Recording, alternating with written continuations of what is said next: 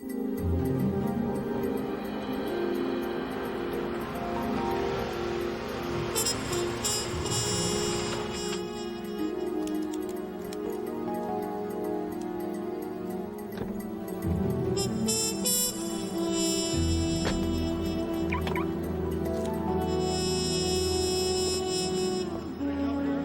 Dunham, we can't thank you enough. The proceeds from this charity cook-off will keep our Hot Meals program going for 6 months anyway. My pleasure. You know, these promos are good for the network. Yeah, viewers, they like it when you do something good for the community. Yeah, builds ratings. Now, can we get this, please? I've got other things to do, you know. Where's Amanda? She should be here for the photograph. Say cheese. We shouldn't have taken that photograph without her. This whole thing was her idea. No, I hope she's all right.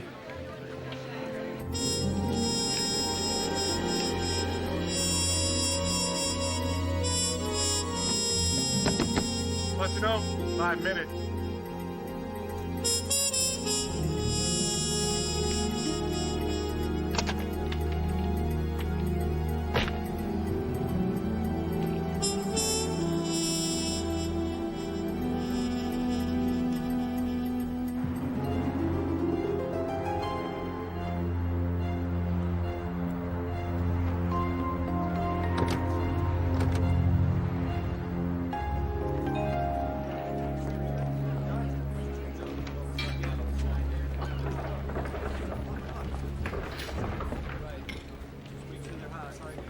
Let's go. Let's go. Come on. I've only got 2 hours to do these promos, you know. Time is money. Let's go. Marissa, is it true what I heard? That you're raising your own lamb? You should both come out to my farm next slaughtering day. There's nothing like homegrown asparagus with truly fresh lamb chops. Fresh basil chop. Makes you sick, doesn't it? Ugh, it's not a pretty sight. You should have seen her before she dyed her hair. What are you talking about? Marissa Parkhurst. What are you talking about? Lambs. Slaughter day. Oh, yes, well, anyone who eats meat. Now, where's Dr. Sloan? He's supposed to be doing that spot with Marissa. He's looking for Dr. Bentley. I'll go find him. Okay, go find him.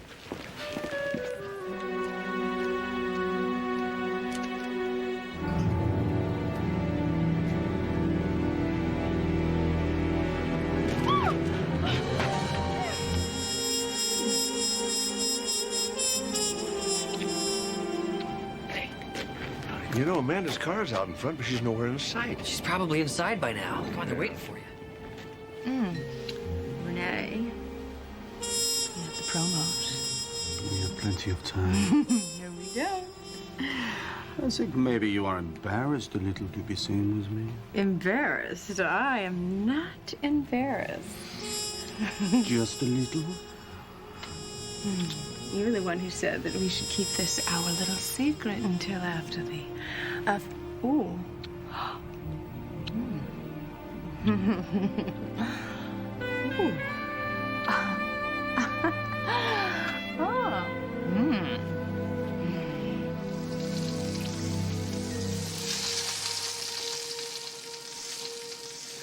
Hello.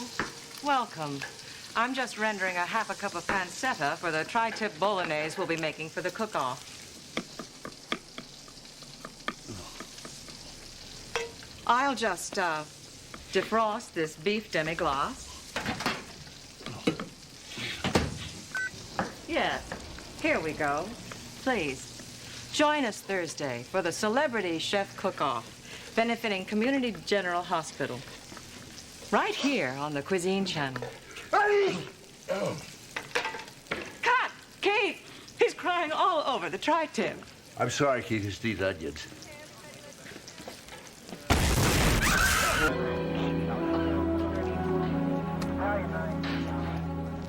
There was nothing in that microwave to cause it to catch fire. Think maybe this wasn't an accident? I don't know. Is there any reason to suspect why someone might want to kill Marissa? Well, folks should know accidents do happen.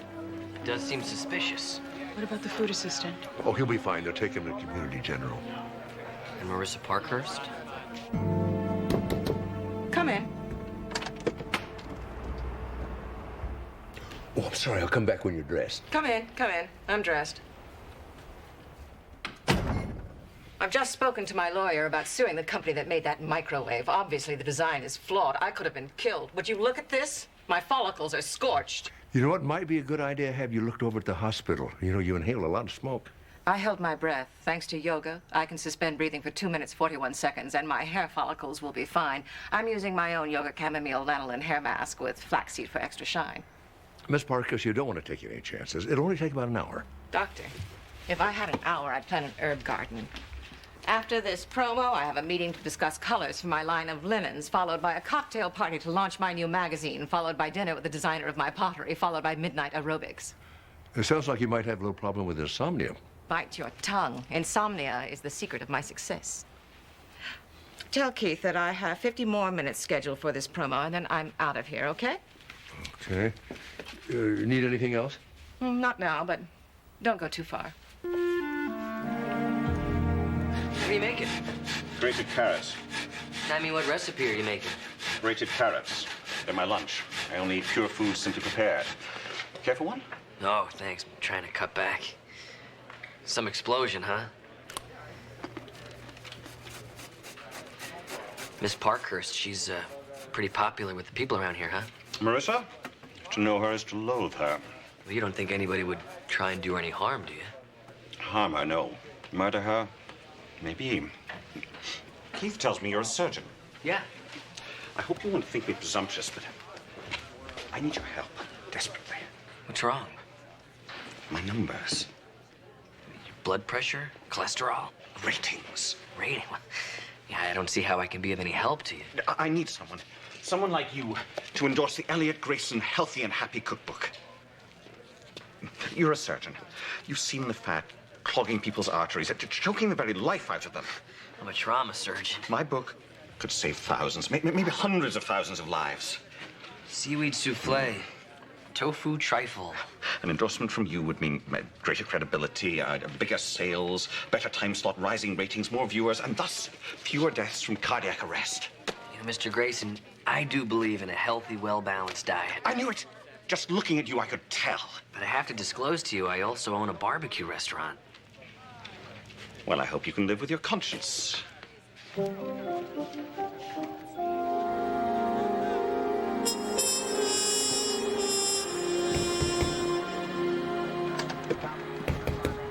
looking for me? They move the trailers for the fire trucks.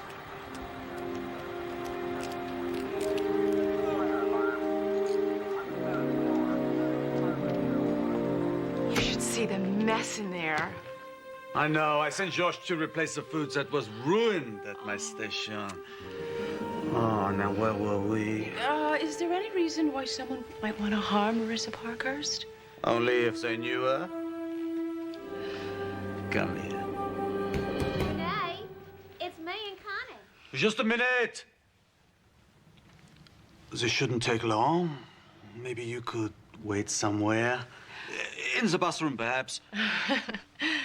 Now who's embarrassed, huh? Oh, no. Connie and Camille say such terrible gossips.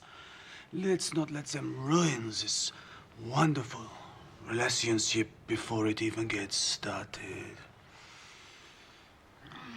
Hey, Renee, are you playing hide and seek?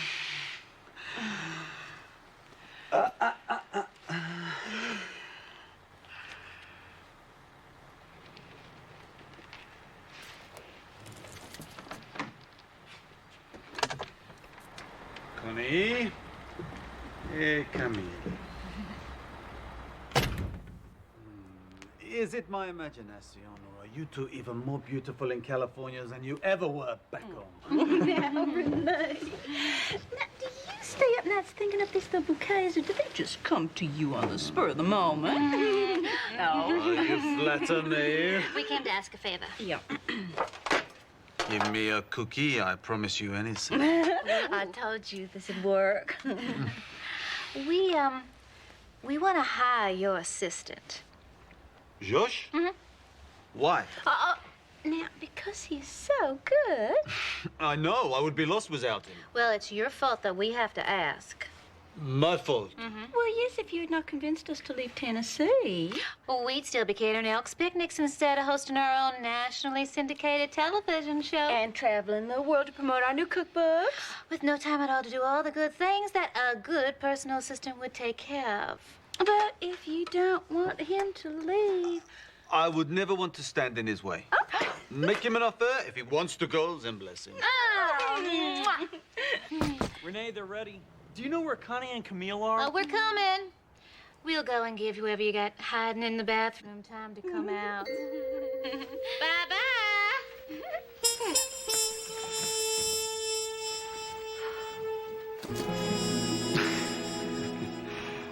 C'est la vie. Now, where were we? Making promos. All right, people, now we're running a little late, so we'll start with you, Marissa. I think I'm up next. Let's use Dr. Travis just for a change of pace. Sure, okay, I'm ready. You want to go around with Marissa, please?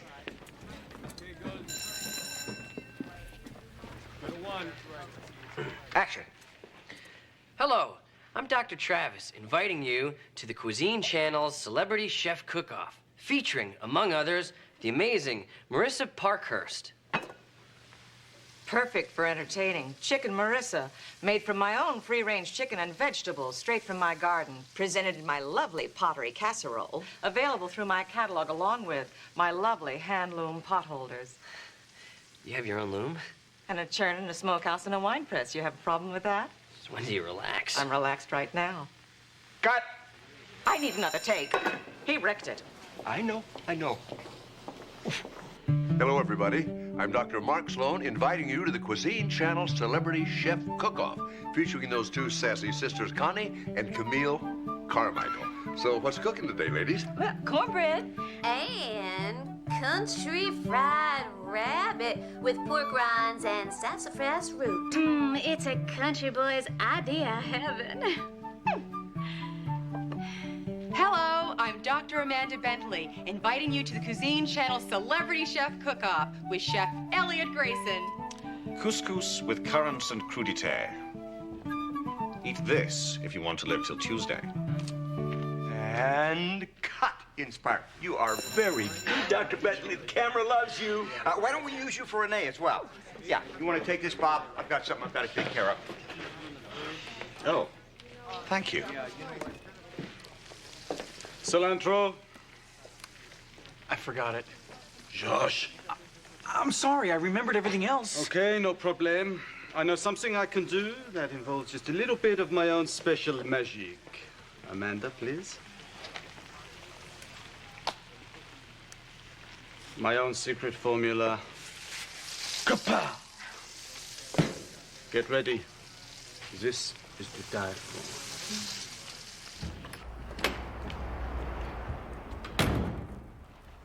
Oh, my God. You're firing me. No, why would I fire you? My ratings are down.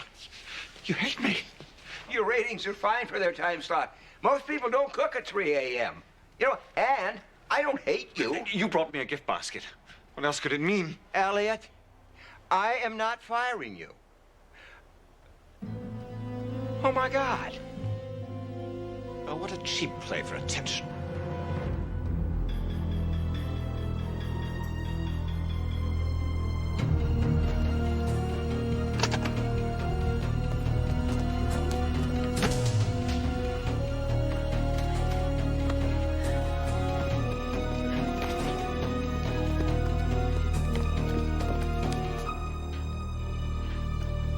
Dr. Sloan?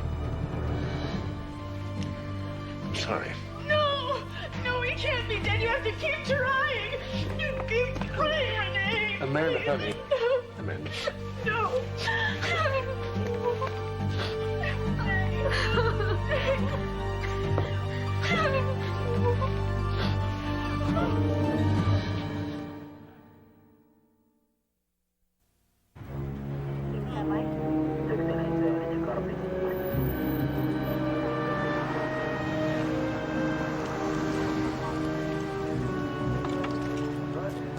What happened? Well, it'll take an autopsy to be certain, but all the signs point to anaphylactic shock. The victim's name was Rene Fontenot.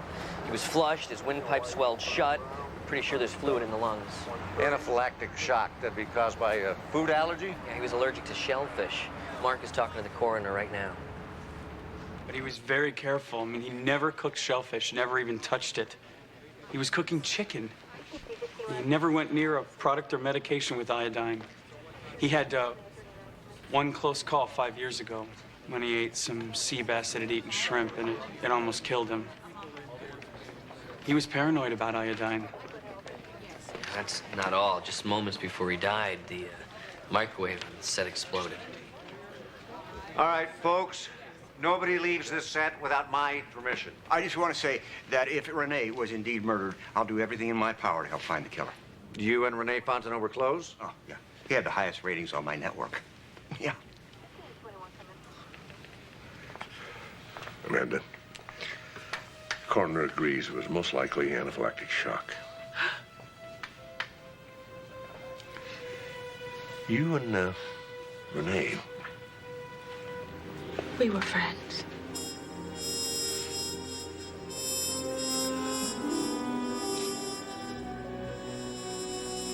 Could have been a short. Somebody could have deliberately sabotaged it. Yeah. Just you're pretty good with these things. You think you could take a look at it? See if you can figure out what made it explode? Yeah, I mean, it's not exactly brain surgery. Wear your gloves.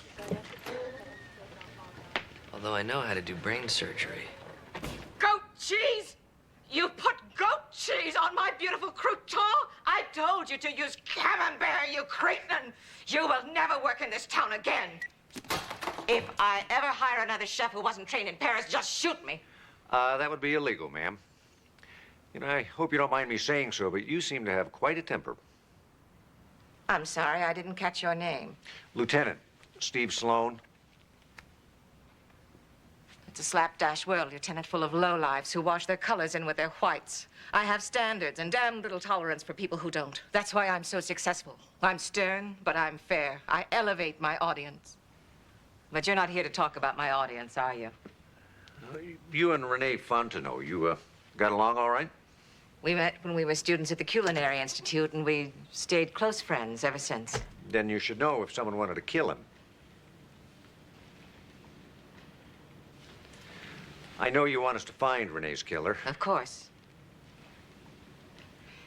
You might want to talk to his ex-wife. Their breakup was pretty volatile. And where would I find her? Why, right here at the studio, of course. He used to be married to Camille Carmichael. One day in the studio, I overheard Camille and Rene arguing. They didn't see me. Everybody knew that Rene cheated on her. Everybody but poor Camille. Apparently, one day, the infidelity became so flagrant that even she couldn't ignore it any longer. When I heard them, she was letting him have it with both barrels. She accused him of stealing some sandwich recipe from her and her sister. She slapped him, and then she threw a ring at him and stalked off. How long ago was that? About a year ago. That's a lie. You think that I didn't know from the beginning of my marriage that he was cheating on me? We're just trying to get an idea of who might have had a motive for killing Mr. Fontenot. Are you saying Miss Parker's story isn't accurate? She must think I am some simple little country girl with grits for brains. So you knew he had an affair. Must have made you angry. Of course, it made me angry at first, but... Oh, heck. Who can stay angry at a force of nature, you know what I mean? Let me tell you, Rene was as completely irresistible to women as a 50% off shoe sale. Look, my sister and I, we grew up with Rene. I knew he could never be faithful, but... I admit it. I loved him anyway. What about the argument that Marissa overheard? It's true. I finally had all I could take from Rene. Oof. As much as I loved him, I needed a more stable relationship, but I truly was more sad than angry, and I was determined that we would remain friends. So there were no harsh words whatsoever? It's kind of hard to believe. Well, I was annoyed at him for taking my recipe for muffalata sandwich. Muffalata sandwich? I haven't had one of those in years. What is muffalata? Ooh. Oh, it's like taking New Orleans and distilling it into one sandwich. That's muffalata. Connie and I invented a special remoulade for our muffalata, and when I saw the galleys of Renee's new cookbook, well, there was the recipe for the remoulade, our remoulade. Now, when I confronted Renee, he immediately apologized and went straight to the phone to call his editor to give us credit in his book. If you don't believe me, check out Chapter 7, Sandwiches from Around the World, page 94, fourth paragraph, third line. So you didn't slap Renee and stalk off the stage? We hugged. We hugged and we kissed goodbye. One other thing, you know, we weren't on the stage. We were in Renee's trailer. And if Marissa was there, I'd like to know where the hell she was hiding. Steve? Got a minute? The insulation had been replaced with a flammable material, causing it to catch fire when she started it up. So then it was planned. I'm not sure what that has to do with Renee's death. I think maybe Marissa Parkhurst might be able to tell us a little bit about that. Miss Parkhurst? I didn't see her on the set. I told her not to leave. Have you seen Marissa Parkhurst? No, she hasn't come this way. Well, we better split up and find her.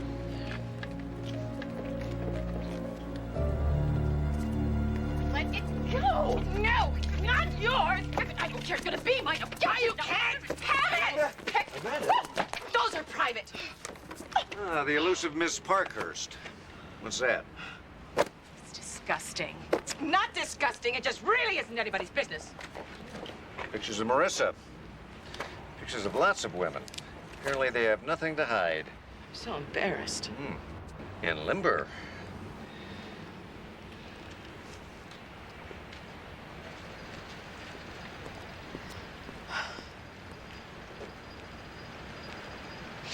Oh, please, leave me alone.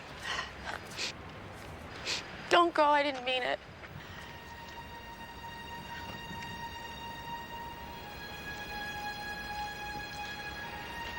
Were you and Renee in love? I guess so. He said he was. I was beginning to. You didn't tell anybody. Mark, I wanted to be sure. I have CJ to think of, and now Dion. I can't just go out there and do whatever. And if I'm unsure, then it's unfair to the children. And now those awful photographs. You didn't. No, of course not. Mark, all those women, I had no idea. I feel so foolish.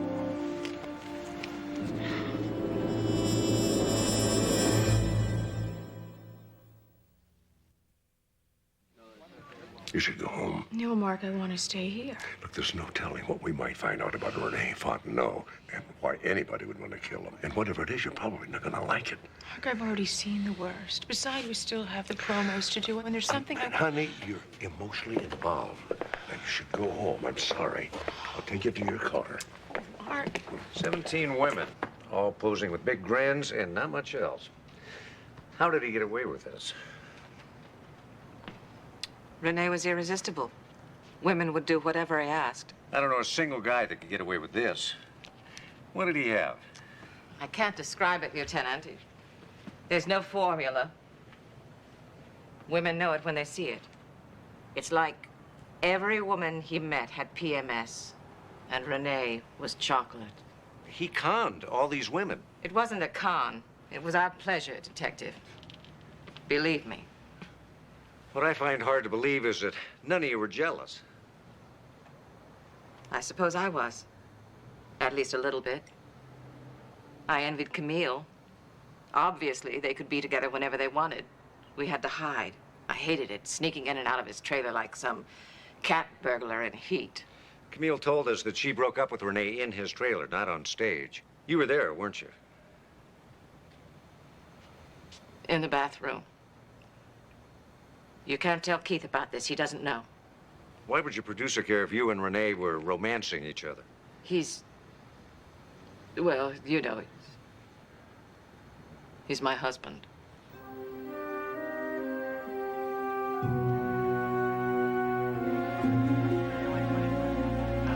Have you seen my dad? No, listen, please, tell me that you're gonna let my people go home. They're getting edgy as hostages, and it's driving me crazy. I'm sorry, not yet. But there's a question I need to ask you. What? It may not be easy to answer. Oh, no, Detective, I am a producer. There are no hard questions. Except maybe, why are your ratings going down? Okay. Did you know your wife had an affair with Renee? Well, I knew this would come out. Yeah, I knew that. Yeah. I think every woman that Renee ever met, he slept with. But, oh, God, now you don't think I had anything to do with this death? Jealousy is a pretty powerful motive for murder. Unless you're saying you just didn't care. You care? Of course I cared. You know, I care like you care when a thunderstorm rains out your golf game. You really wish it hadn't happened, but there's nothing you can do about that. Your wife is hardly a golf game. And Renee wasn't Rain. Detective, I am a limited man. I have two things in my life that I enjoy. My beautiful and accomplished wife and my oldest friend, Renee. Now, if I'd have lost my temper about their having had an affair, then I would have lost them both. And how would that have served my life better? Still, in the heat of the moment. No, there's no heat. There's no heat. I told you he was my oldest friend. We started business together. We were younger then. Yeah, we worked together in this hole-in-the-wall dive in an alley in New Orleans. Try and tell, wasn't very refined. If it wasn't burgers and beans, they wouldn't eat it. Yeah, we had a great time. We even roomed together. Yeah, and we planned our glorious futures over beer and grits breakfasts. Happy times. Those were the days, my friend. Those were the days.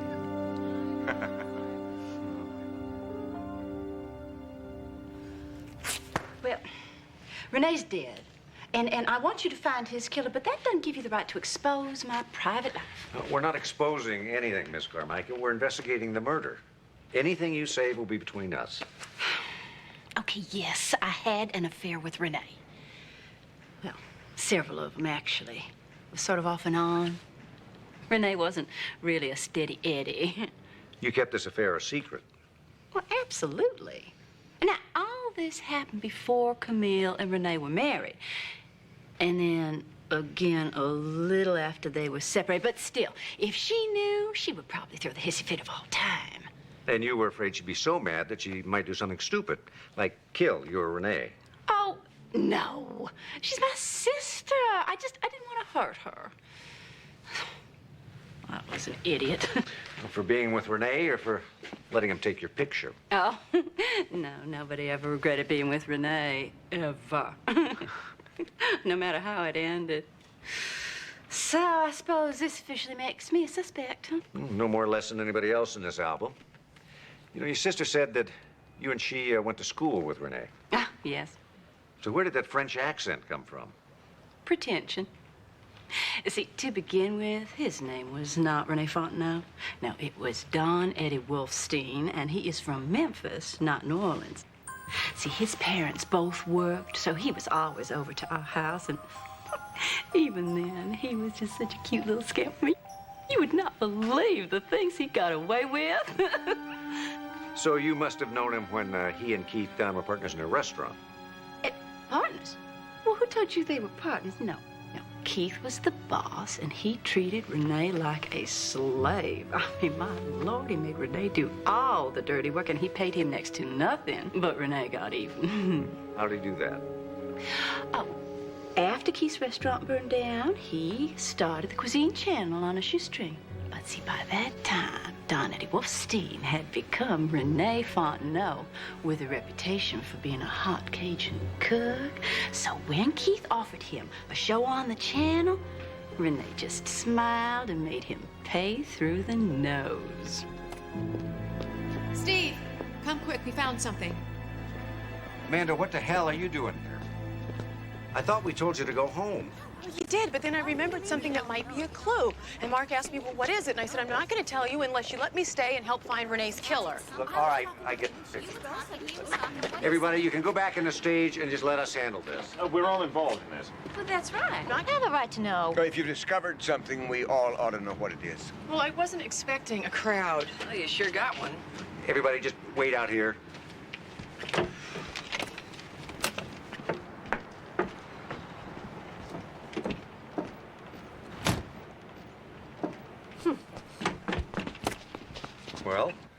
Well, apparently when Amanda was waiting here in the bathroom, she noticed this wooden panel was pulled loose from the base. Renee was a fastidious man. Fastidious. He never would have accepted shoddy finish work. We came back to have a look. Have you touched this? I haven't even breathed on it. No, as soon as we saw it, I came and got you. What is it? What's inside? Lord, would you look at that? Where'd Renee get that kind of money? Are you dense? He was obviously blackmailing someone. Renee wouldn't do that. You're right. Renee's a lover, not a thief. He had plenty of money. He didn't have to blackmail anybody. And he wouldn't have. He was an honest man. You know, it may or may not be blackmail, but Steve, you may want to check out Renee's bank records. Jesse, would you check something out for me? Sure, what do you need? Mr. Dunn, several people have suggested that of everyone here, you're the one most capable of putting your hands on the $100,000 that's in that briefcase. I would die. I really would if Marissa knew this, but that's not true. I don't have $100,000. Not in cash, not in securities, not in anything. But you own the Cuisine Channel. There's mortgage to the hilt, right down to the tart pans. I've secretly been trying to sell it. I'm surprised. Food is very popular. Everybody's got to eat. Yeah, but it's not like anybody's going to starve if they don't use our recipes, you know? I mean, who's going to buy the Cuisine Channel without the great Rene Fontenot? No wonder you remain friends. Renee's been your biggest asset, hasn't he? Oh, yeah, I told you I didn't kill him. But, you know, I think I might know who did. Yeah, because one day last week I was walking to my office and I heard Elliot and Renee arguing. I mean, they were screaming so loud they didn't even notice me. Elliot was raving at Renee about his cream cuisine, calling him a cholesterol killer. And then Renee said that Elliot was just jealous because he was the star of the show before Renee came. Now, losing two of my chefs is certainly going to kill any deal to sell this channel. But, you know, I thought I owed it to Renee to tell you. Liar! Liar! Damn liar! Let me go on and tell you the truth. Look, you're not going anywhere near Mr. Dunn. Mr. Grayson, you tell us. We'll take care of Keith Dunn. I wasn't the one who argued with Renee. It was Keith. Actually, it was more like a brawl. They were throwing things and yelling about who had done more for the other one. Can you imagine two grown men acting like hoodlums? Keith threatened to fire Renee. Renee said, go ahead. The Cuisine Channel would go down the drain without him. Is that all? What more do you want? It was barbaric. Of course, I would expect that sort of behavior from them. Keith, in particular, is quite the insensitive boor. Do you know what he did to me today? No, but I expect you'll tell us. Not 2 hours ago, he gave me an expensive gift. That would certainly frost me. Pate, cheese, red wine. I would rather eat nails than he knows it. Susie, I'll make you live with my husband. You did. I know you didn't. I saw your picture in his album. Oh, I couldn't believe my own Darling, Ed, you ought to be ashamed of yourself. Renee is dead, and all you can do is bicker about who had him last. She slept with my husband. Well, he wasn't your husband at the time. That doesn't matter. What matters is Renee is dead, and someone here killed him. Lieutenant Sloan here. In case you haven't figured it out, darlings, she's another member of the club. I beg your pardon. Sure. I'm not a member of any club. Are you saying you didn't have an affair with Renee? Got it. Well, I might have. Oh. Probably would have, but it wasn't just a, you know... Oh, well, it wasn't for any of us either, honey. That was just Renee. All right, thanks. The coroner finished the autopsy. You were right.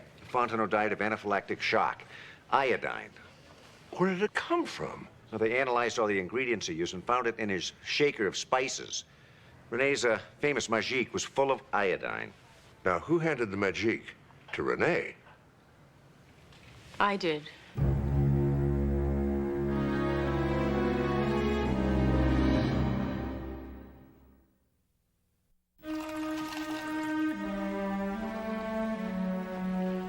Thank you.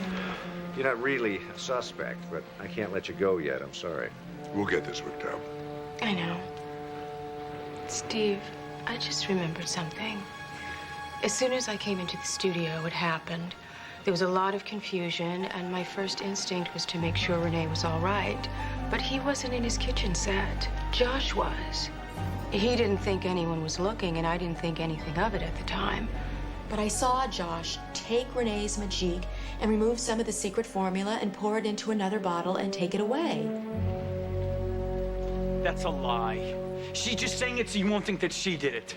That formula is worth a fortune. Manufacturers have been after Renee for years to license it.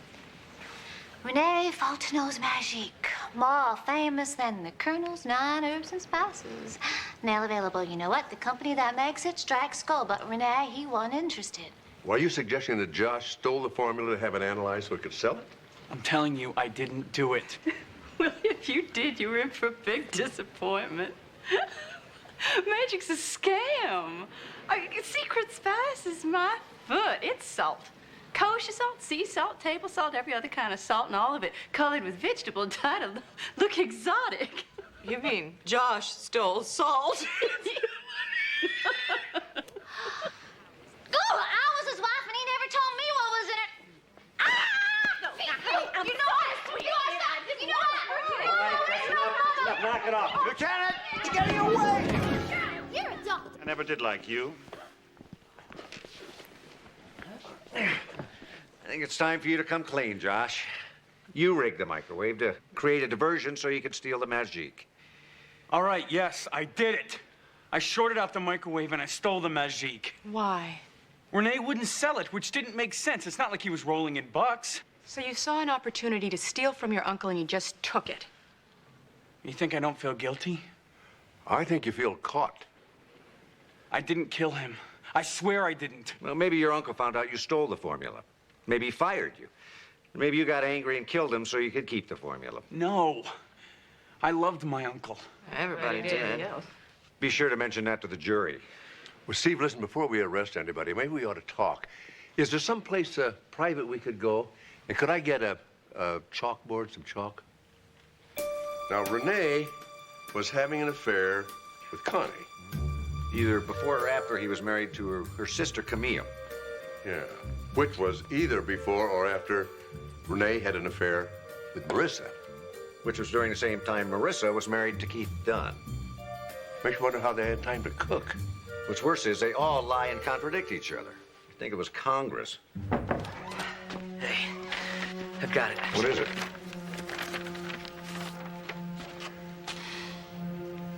Yeah, I think I know what happened. Can everyone gather around? It's important. I'm losing money every minute I stand here. Can't you ever think of anyone but yourself? Why would I? Is anybody else thinking about me? You know, if we could just focus here for a second, I think Dr. Sloan wants to say something. Thank you, Jesse. Let's start by talking about lies. Now, each one of you told a lie. Yes, you did. With one thing in common. You all lied about your personal lives. One exception, Keith Dunn lied about his business. That got me curious. So I asked my colleague, Dr. Travis, to do a little research. Keith, you said that your restaurant was doing well, but the truth is that neighborhood had changed a lot, and your business was declining, seriously. And on top of that, you weren't the sole owner. You were up to your neck in debt to some investors who wanted their money back. Where is this leading, Dr. Sloan? To the mysterious fire that burned your restaurant down. It was terrible. It was devastating. Oh, I doubt that. You collected that insurance money and left town. Your investors didn't get a dime. And you put every nickel of it into the cuisine channel. That little fire made you a fortune, didn't it, Keith? If you're insinuating that I had anything to do with that fire... I'm not insinuating. I know you did. The authorities investigated that fire, and there was no evidence that it was anything but an accident. But someone knew, didn't they? Dr. Sloan, are you implying that Renee was blackmailing Keith? Well, the money was in Renee's trailer. It's a pretty obvious assumption, you know. Renee would never do that. He's just not the type. Yeah, I thought that too. So I had Steve do a little checking for me. There were no bank deposits to suggest that Renee had any source of income outside of his job. Well, I told you. And then I realized that there was somebody else who had access to Renee's trailer. Josh, you pretty much came and went as you pleased, didn't you? I wasn't blackmailing anybody. Well, the money was in the trailer, and you had access to the trailer. And if Renee wasn't blackmailing anybody... No, it's true. He was. He was blackmailing me. Been blackmailing me for the last 6 months. Keith, shut up. No, I won't. He said Renee sent him. Josh said that Renee wanted everything handled through Josh. He said it was Renee. You lied. It was you. Well, Renee made me do it. He said he'd fire me if I didn't. Oh, wouldn't you know it? It's all the dead guy's fault. It's true. Okay, Josh, let's say that Renee was the brains behind the organization. You were just a dupe. After Renee died, why didn't you tell us about the blackmail? Well, I thought maybe... You thought maybe you'd take the money. Yeah, I can understand that. But then after we found the money and you couldn't have it, why didn't you tell us then? I told you Josh was the blackmailer. Renee found out. Josh killed him. No. I thought so, too. But then I remember something that Amanda said. Just minutes before Renee died, he was praising Josh and hoping that Connie and Camille wouldn't hire him away. That's true. So you were the one in the bathroom this time? Oh, well, that's no big deal. I mean, so what? I mean, Renee just didn't want to expose Josh yet. Possibly. But then there's still the matter of the gift basket. What gift basket? A gift basket that Keith took to Elliot's trailer. It was expensive, wasn't it, Elliot?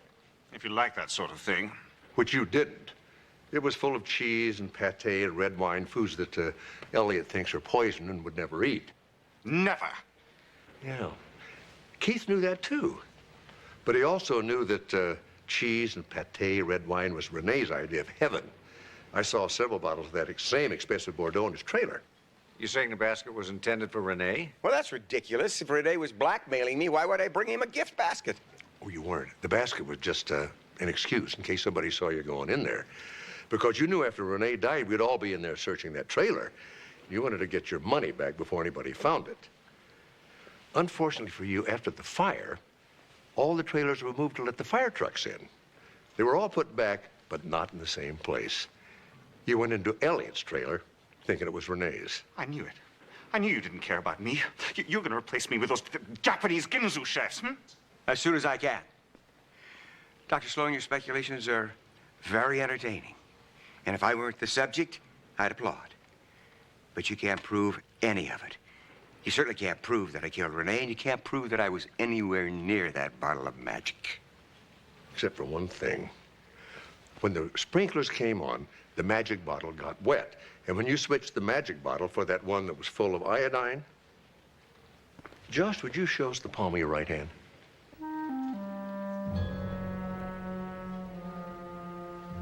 Renee hand-colored all his own labels. And when Josh grabbed it, that wet dye came right off on his palm. Keith, could we see your right palm?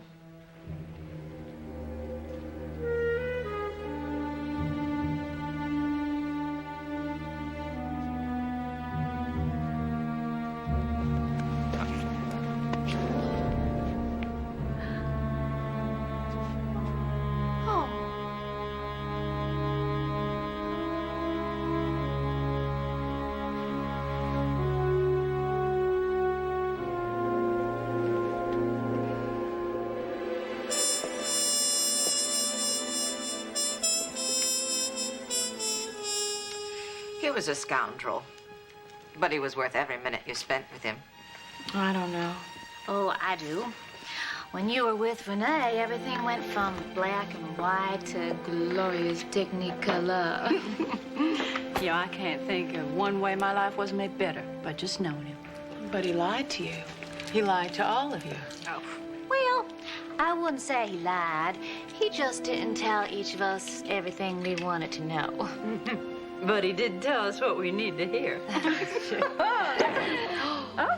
He said he loved you, honey? He did. Oh, and one for you. Okay. A toast to Renee Fontenot, one of a kind. To Renee. To Renee. To Renee.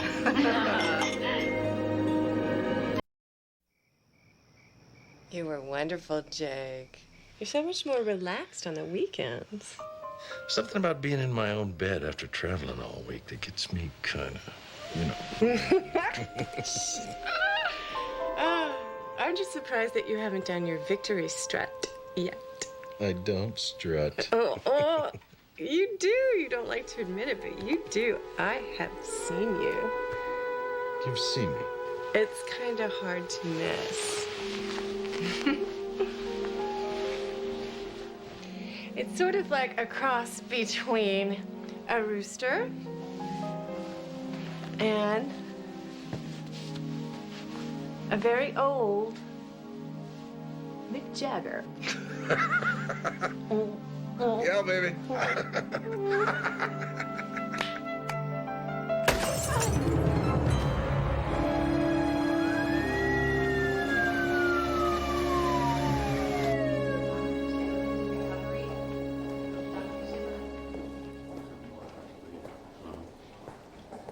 Jesse, that man standing down there, he's a husband of an old friend of mine. Do you know why he's here? Mr. Caldwell, his wife was just shot. What? Is she all right? She's in recovery. I don't believe this. I'm supposed to have dinner with the two of them this week. Well, there's a typo, Jesse. It's Caroline, not Gloria. It's Gloria. That's what her husband told me. Well, it's a mistake. Got to be. Mark. Jake, do you mind telling me who this woman is? Well, she's, my wife. I can't believe you cheat on Caroline. I take this very personally, Jake. I'm the one who introduced you to 10 years ago. Look, I love Caroline. Well, it's a hell of a way to show it. But, Gloria and I have been married for 3 years. We live in Manhattan Beach. This doesn't make any sense. Caroline and I still live in Encino. We're very happy. Are you telling me you're a bigamist? I hate that word. It has such a negative meaning. Oh, there's a reason for that, Jake. It's because it's wrong. Look, I know this is a bit unorthodox, but I would really appreciate it if you'd keep this to yourself. I can't do that even if I wanted to. There was a murder attempt on that woman in there tonight. Now, one of the people the police will want to talk to is your wife. Jake, if you love Caroline, you'll tell her everything, and soon.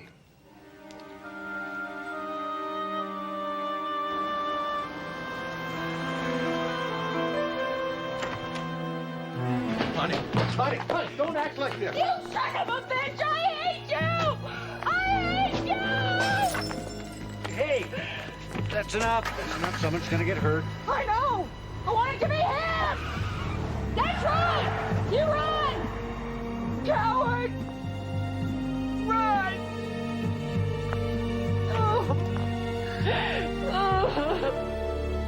How could this guy pull something like this off? Logistically alone, we're talking about planning ahead, commuting, not to mention the lies. His first wife must have been incredibly dense. Actually, both women were quite bright. And neither one of them knew what he was up to. Unless Jake was wrong. Let's say his first wife did know about the other woman. Or wife. Well, that's what I thought at first, but I don't know, the way she was carrying on. The way you describe it, she sounds like one hell of an actress. As it turned out, she was a good actress. She did commercials. Morning, Steve. If you're looking for Mrs. Caldwell, she's already been released.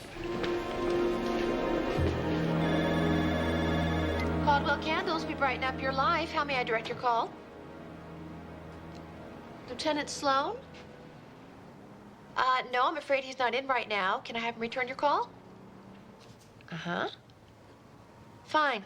Bye-bye. Jake, why did the police want to talk with you? What's wrong? Just a little misunderstanding. Where did you put the order for the Millennium Musk candles? Oh, well, it should be on your desk. Oh, my God, Gloria, what happened? Who the hell is Caroline? What are you doing out of the hospital? Answer me. Honey, we'll discuss this later. Answer me! It's a very long and complicated story. You are a perverted human being!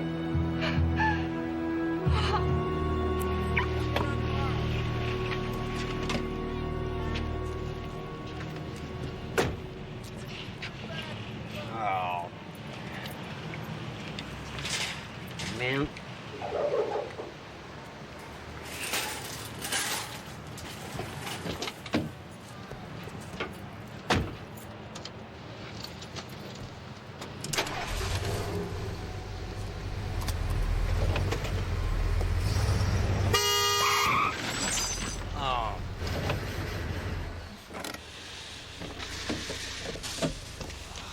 I am so sorry. I've got this blind spot in my rearview mirror. You okay?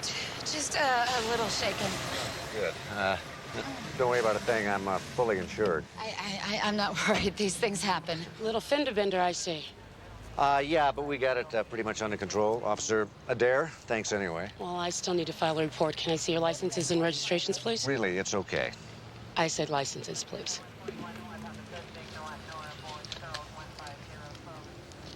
So, Lieutenant, how did this woman run into you? Lieutenant, you're a cop? I am off duty. I see how this works. Not only is he a man, but he's also a cop, which naturally implies that I'm the cause of this accident. Some reckless woman. Is that it?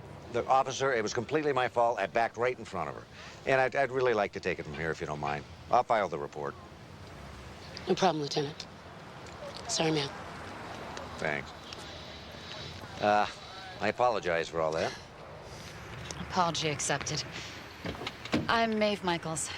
Steve Sloan. Oh, gee, we're alliterative. Looks like I punctured your radiator. I better call you a tow truck. Thanks.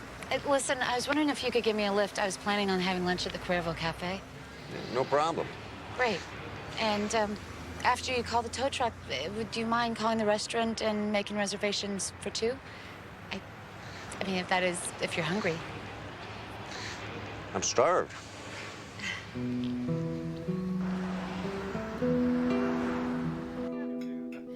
Anyway, my father's performed over 1,500 eye correction procedures. He's an incredible ophthalmologist. He has one of those high-tech laser machines, you know, the ones that slice right across the cornea. That's right. You don't have to tell me how it's done. I saw a documentary on it. It was scarier than the Blair Witch Project. Oh, I'm pretty squeamish for a cop. Well, I can take shootings, knifings, bludgeonings, that kind of thing, but I thought of an eyeball getting sliced is just, ugh. He did my eyes last year. What do you think? Well? Your father does beautiful work.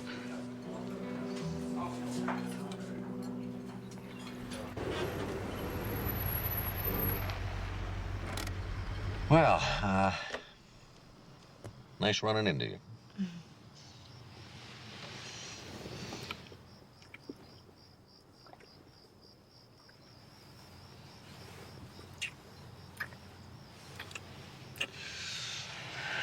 you like to come in for some coffee or wine?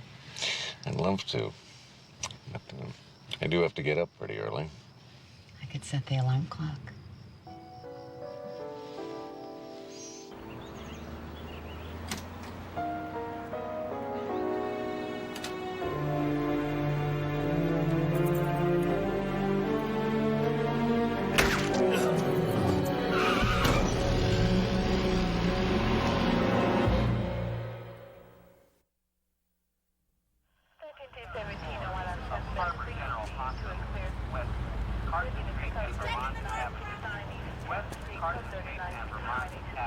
Hey.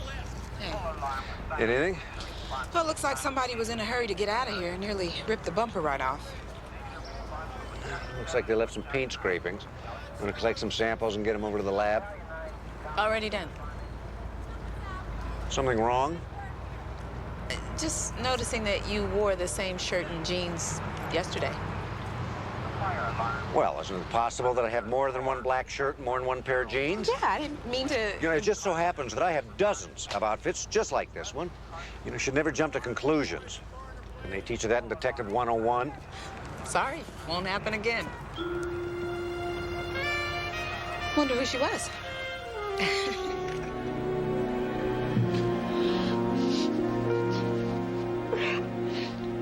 I'm very sorry to have to be the one to tell you, Miss Tashman. I just can't believe it. I mean, who would do something like this? Everyone loved Jake. And Jake seemed to love everyone. Did you know about his two wives? Oh, of course I did. He didn't know I knew, but he claimed Caroline was his ex-wife. She just wanted to keep her married name, so I went along with it. I mean, figured he knew what he was doing. You think the women knew about each other? Oh, I don't think so. And if they did, it certainly wasn't for me. I kept my mouth shut. You seem to be a very loyal employee. Jake didn't treat me like an employee. He treated me like a friend. Well, thank you very much for your time, Miss Tashman. And again, I'm very sorry. Thank you. one more thing. Did Jake come into work yesterday? Yes, he did. Not for the whole day, but... Oh, gosh, I don't want to get anyone in trouble. But, well... Jake's secretary said you were very angry and upset when you came by his office yesterday. Yes, of course I was. Who wouldn't be? I just found out about Caroline. Oh, I detested him. Also, I was in a lot of pain. Which brings me around to another question I was meaning to ask. I read in a police report that you were wearing a jacket when you were shot. There was a bullet hole in the right sleeve. Yes, that's correct. Well, you were shot around midnight. It was a warm night. Why were you wearing a jacket? I was doing an impression of Jake. An impression? Yes. You see, quite often after we made love, Jake would get up and he would go to the bathroom, and he would always do this really silly, cute, macho strut, and he didn't even know he was doing it. And it was pretty funny, actually. Anyway, to show him how ridiculous he looked, I got up and I put on his jacket and his cap, and I imitated him. Yeah. And then that's when I felt the burning pain in my arm, and then that's the last thing that I remember. The bullet came all the way through this closed blind before it hit you. You know, maybe the shooter wasn't after you, Mrs. Caldwell. Maybe the target was Jake. Now, whoever shot you was looking through the window and saw the silhouette of a man wearing a hat and coat and fired. You must have done a pretty accurate impression of Jake. Oh, my God. Oh, my God. He must have realized that he missed and then come back 2 days later and killed Jake. There's another possibility. Maybe there were two people out to kill Jake. And you think that I'm one of them? You get out. Get out of my house. Now! Don't come back!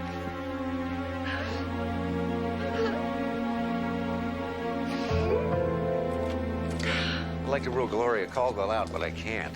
She got a pretty hot temper. Should have seen her. She went ballistic on me. Well, can you blame her? I mean, the woman was shot, and she finds out her husband's a bigamist, and he's killed, and you imply that she might be responsible. I'd be upset, too, and I'd kick you out of my house. I don't know. I've just got this feeling about her. Well, even if she did kill Jake, we still don't know who shot her first. Didn't you wear that shirt yesterday? I happen to like this shirt.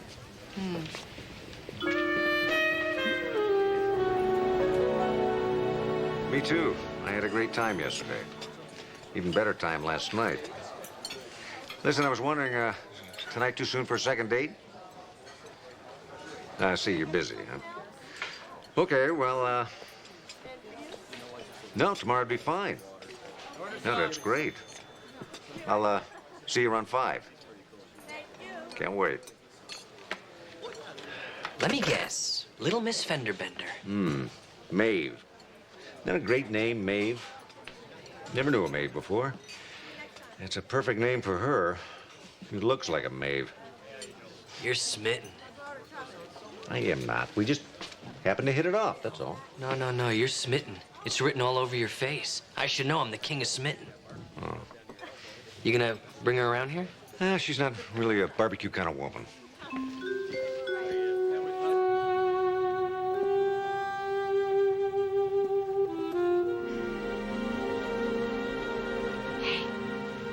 Find anything?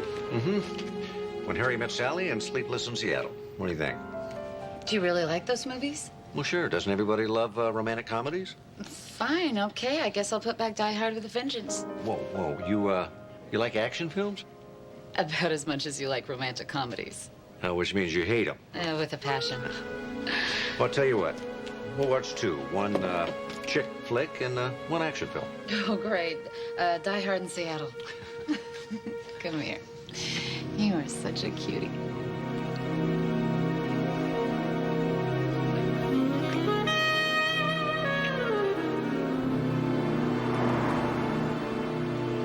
This is not going to be an easy day, Caroline.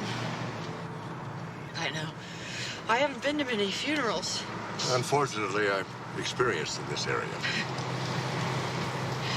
Thanks again, Mark. You've been a good friend.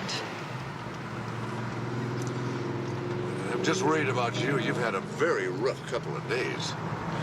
I feel such a sense of loss, and then I get so damn angry. At Jake, at that other woman, at myself for being so blind. Look, the person you have to take care of right now is you. You know what still bothers me about Jake's murder?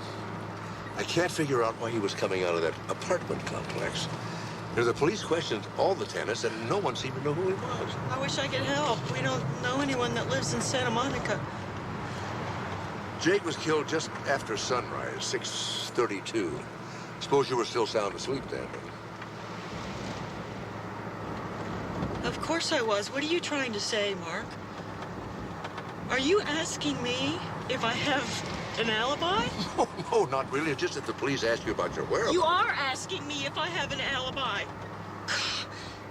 Get out. Get out of this car. It's my car. Then you can just sit by yourself at the funeral. Okay.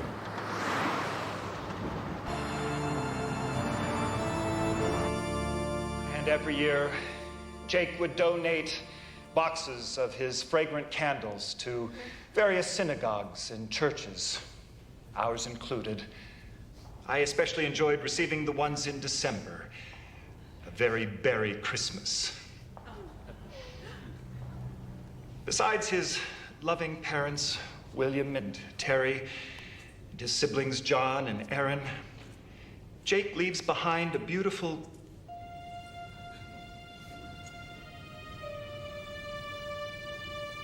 well, actually,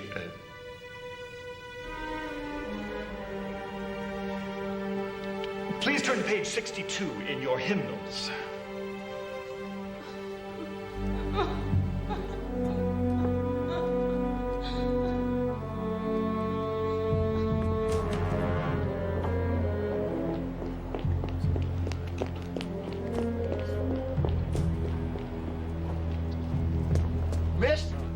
Miss, can I speak to you for a moment?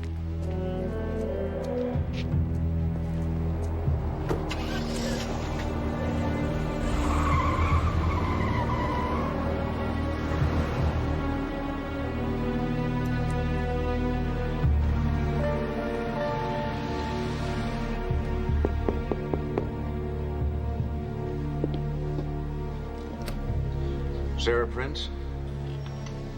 Yes. I'm Lieutenant Steve Sloan, LAPD. I haven't done anything. What do you want from me? How did you find out where I live? My father, Dr. Mark Sloan, tried to talk to you at the funeral chapel. When you took off, he jotted down your license number and called me.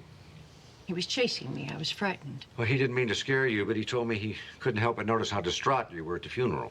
Well, of course I was upset. Jake was a dear, dear person. He was here to see you the morning he was killed, wasn't he? Yes, he was here. Yet when police questioned everyone in the complex, including you, you said you had no idea who he was. I'm sorry I lied. I was afraid Afraid of what? of causing more trouble.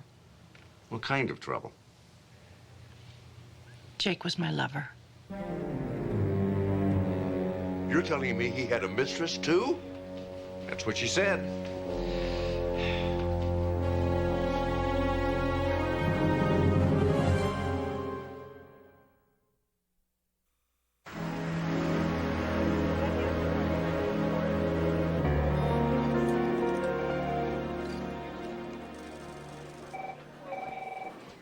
Hey, Steve. He's just arrived.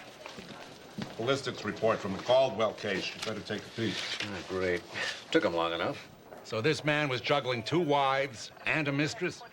At last count. Well, one good thing about getting whacked, at least he'll get some rest. You got a minute? Sure. What's up? Well, let's assume that you were a woman. I don't know why we would assume that, but go ahead. Wouldn't you love to receive 6 Kansas City, grade A, top sirloin steaks for your anniversary? Captain, are you thinking about giving your wife meat for her anniversary? Look at this picture. So plump, so juicy, and the marbling is perfect. Captain, if you want to stay married, I suggest you start looking through some other catalogs. Women don't appreciate dead cows unless they're in the form of shoes or purses. Yeah, you're probably right. What the heck was I thinking? It says here that Jake was killed with a 9mm, but his wife was shot with a .22. You still think your hunch was correct? Sure starting to look that way. I think we better start looking for two different shooters. Hey, a digital scale. Captain, it's worse than beef. I thank you all for coming. Before we start, I would like to know what she's doing here. So would I. She wasn't married to Jake. Well, if it makes either of you feel any better, I didn't want to come. Sorry I'm late. Got stuck in traffic. I'm sorry. Please continue. Actually, I asked Miss Prince to attend. A few months ago, she was added to the codicil of the will. Jake put Sarah in the will? Gold digger. True, I am not well off, but I never gave a damn about Jake's money.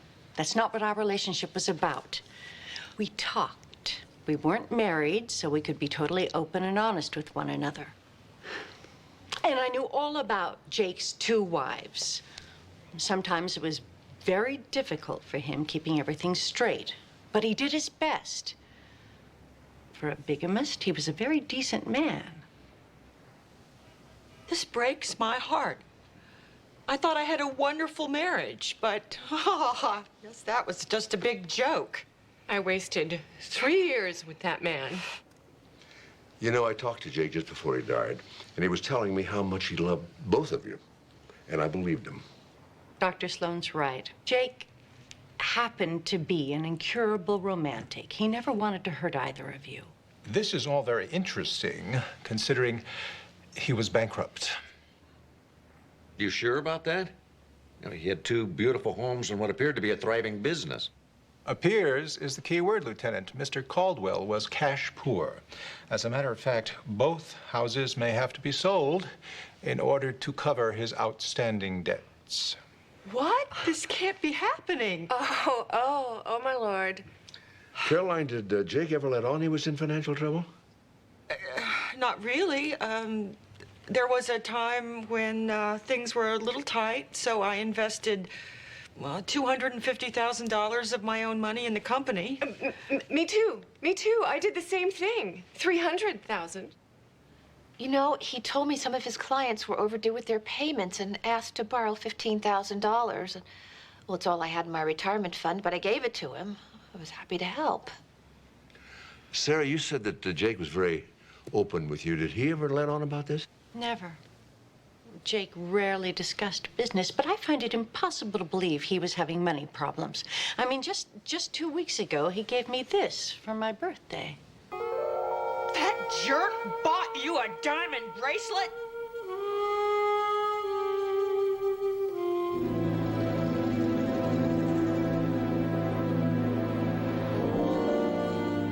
Oh, of course. I remember the sale quite well. It was a very sweet little bracelet for the price.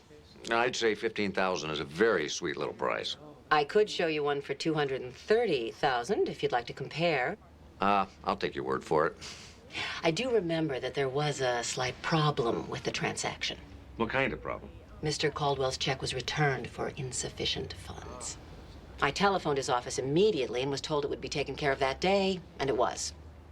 Did Mr. Caldwell seem surprised that his check bounced? I didn't speak directly to him. Someone in his office took the call, a woman. She also reminded me that the bracelet was to be engraved with a name. I believe it was Sarah, without the H. She even gave me the correct spelling. Well, thank you very much for your time. I really appreciate it. Oh, my pleasure. As long as you're here, is there anything I can show you? These range from $75 to $200. Well, they are nice. Exquisite. After After I questioned the saleswoman at Epiphany Jewelers, I went over to Jake's bank and spoke with the manager. He gave me access to Jake's account. A $15,000 deposit was made into his account on the day in question. Cash or check? Neither. The amount was transferred directly from another account at the same branch. Let me guess. His secretary, Anita, has an account there. Ooh, you're good. Should have been a cop. So when Anita said she was investing $15,000 in Jake's business, what she meant was she was covering his behind so his check wouldn't bounce. You got it. Listen, I gotta get to my class. Let's talk about it when we get home. All right, I'll see you tonight.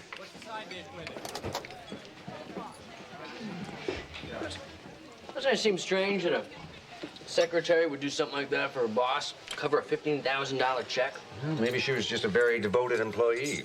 Or who knows, maybe she was in love with him too. Wow. The power this guy had over women. I find the whole thing tawdry. How could a man be in love with so many women simultaneously? Oh, the better question to ask is, how do you find the time? That's got to be exhausting. Who cares about exhausting? Don't you think the behavior's wrong? No, I think it's possible. Well, I don't, and I can't believe you're defending him. I'm not. Well, maybe I am, a little bit. Look, what I'm trying to say is I agree with you. I don't think that it's right, but I do think that it is possible to love more than one person at the same time. I think it's sick. I don't agree. And I don't feel comfortable passing judgment on how other people live their lives. No, Jesse's right. I think we should pretty much just keep our noses out of other people's business. I see. I see exactly what's going on here. You're agreeing with Jesse. You actually believe that it's possible for a man to love more than one woman at the same time. Well, I don't know about that. I may be a little square, but I don't see anything wrong with good old-fashioned monogamy. Yeah, right. I'm serious. That's how I feel. Really? Really. You don't think that's just a tad bit hypocritical? Excuse me? What's that supposed to mean? Forget it. That's a little late for that. You called me a hypocrite. I'd like to know why. Okay. I went to med school with Adam Michaels. So? So I saw you kissing his wife, Maeve, the other day.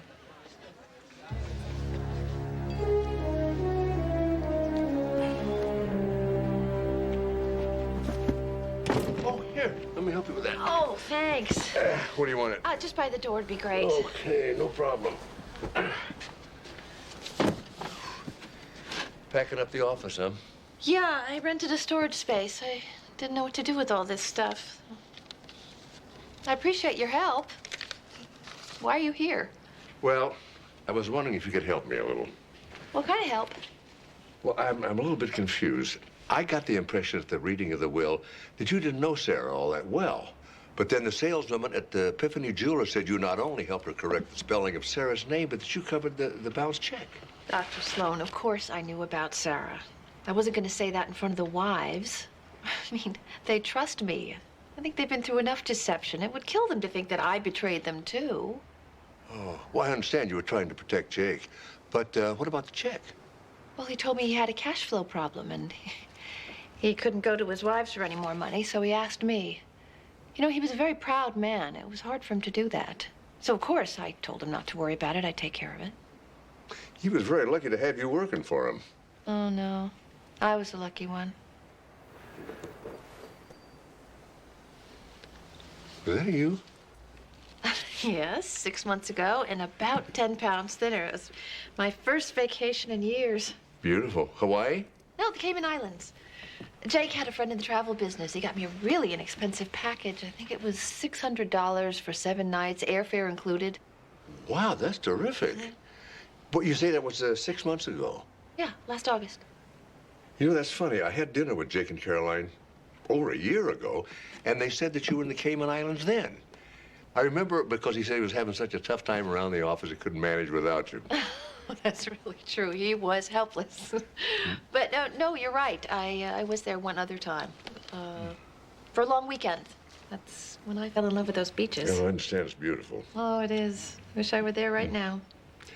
Let me help you with the other stuff for the car. What can I take? Oh, really? This would be helpful. Thanks.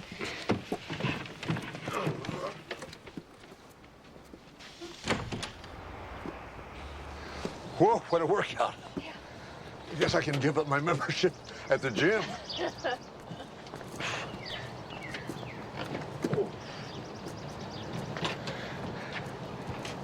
Nice car. What year is this? 1986, Rabbit. Just got it detailed. Can't afford a new one, so I've got to take care of what I got. Well, you know, I'm not that crazy about the newer cars. They all look alike. Yeah. The older models have a little more distinction to them. You drive it a lot? Oh, no, just back and forth to work. Yeah. How long does that take you? From Studio City, about 45 minutes. Yeah, takes me about that long from the hospital in Malibu. When there's no traffic, of course, which there always is. But if I leave by 6, I can avoid most of the traffic and clock in at 7 sharp. So, of course, I won't be driving as much now. No job to go to. Well, I'm sure you'll find something soon. Closer to home, hopefully. Yeah. You ever get a little worried leaving here after dark? Well, we never really worked that late. But, you know, sometimes I'd worry. You carry a gun? I did have a gun, but I reported it stolen about 4 months ago. Why would you ask me that? Curious, you know. Seems like more and more women are carrying guns these days. Reflection of the times, I guess. Did Jake have a gun? Yes, he did. You happen to know where he kept it? Gee, I guess you'd have to ask him that. Listen, I think I'll get the rest of the boxes myself. Thanks, Dr. Sloan.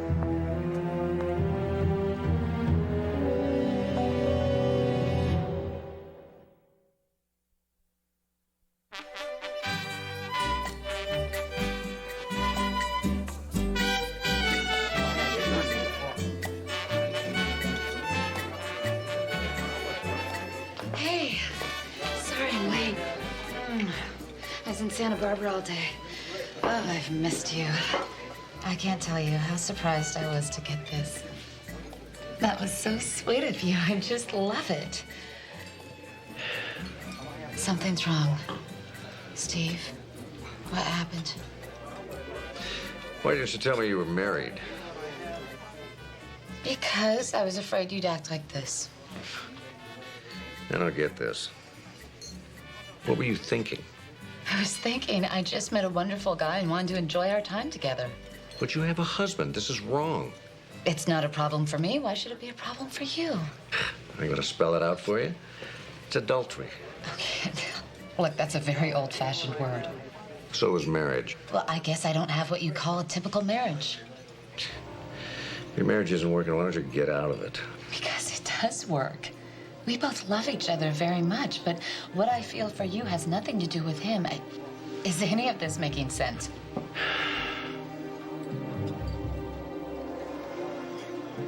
How'd you find out? A friend of mine, Amanda Bentley.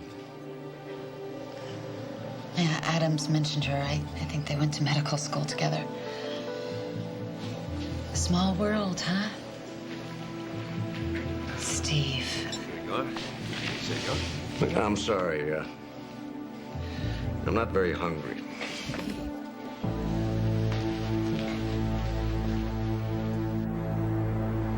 $250,000. You've got it. I want it. What? Wait, you're out of your mind. Get out of here. I lied before when I said Jake never discussed business with me. He told me everything. You handled the books, and you realized he was starting to get suspicious that you were milking the company dry. That's ridiculous. No, I don't think so. I think you knew it'd only be a matter of time before he put 2 and 2 together. So he had to be eliminated.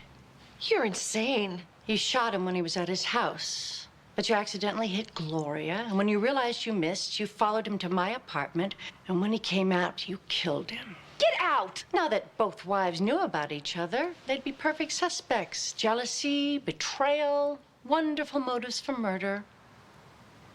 How dare you? Oh, how dare you? How dare you? You twisted this to make it look like it was all about Jake's sex life, but that's not what it was about at all, was it? No, it was about money. Oh, and I know all about your little trips to the Cayman Islands. I'm sure there's a way to find out which bank down there has an account with your name on it. Look, if you think I'm such a mastermind, why didn't you go to the police? I just didn't want to get involved in the whole mess. But you know what? It just doesn't matter anymore, does it? Jake's dead. I want the money. You really don't have much of a choice, Anita. There's enough evidence to put you away. Well, then go to the police. You willing to take that chance? Yes, I am.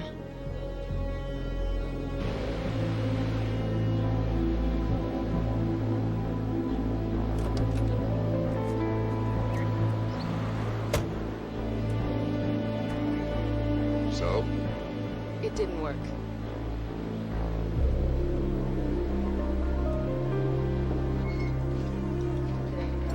So you really think Jake's women killed him?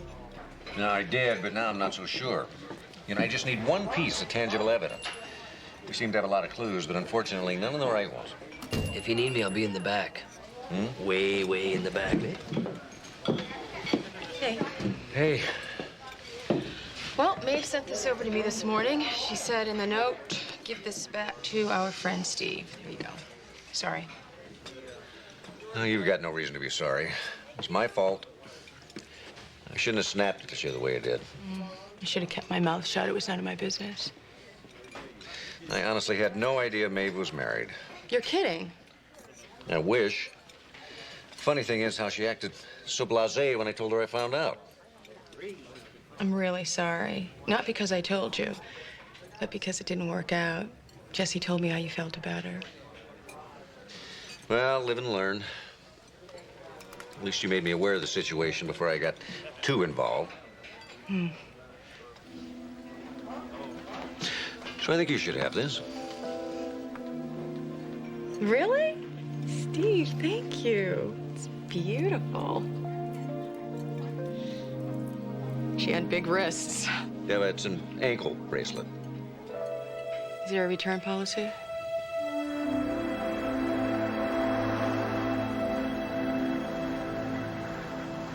You don't have to talk about it if you don't want to. I don't want to talk about it. Fine. Yeah, I guess you don't think your old man would understand. Dad, please. I'll be quiet. I feel like an idiot. You don't have to talk about it. No, I want to talk about it. Amanda was right. She was married. No, I'm sorry. I mean, she was just such an incredible woman. Smart, fun to be with. Sexy. Oh, yeah. You know, you may find this hard to believe, but I went through something very similar to this. You're kidding. Yeah, when I was in the Army. I mean, you know, years before I met your mother. Good. I'm glad you added that. She was a nurse. Karen McCarthy, is that funny? I can remember that. Oh, boy, we were pretty hot and heavy, if you can imagine that. I'd rather not. I was head over heels about her. She had eyes, a shade of blue I'd never seen before, kind of a cross between ocean blue and sky blue. Dad, what's the road? Sorry. Well, long story short, she was engaged to the quartermaster sergeant. I still think about her now and then. When she laughed, her nose wrinkled up and these big dimples would pop out. Dad, you just ran a red light. Huh? I did not. Don't make me pull you over.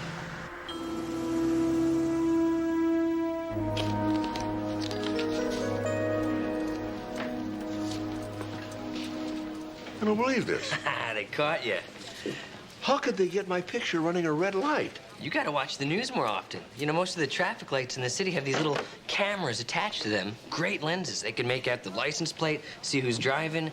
Boy, I'm telling you, I don't like this new technology one little bit. Well, you better get used to it, because Big Brother is watching. Especially when you're running through red lights. You know, I could swear I didn't do it. You know, I was talking to Steve. We were maybe going a little fast. We were late for our lunch appointment.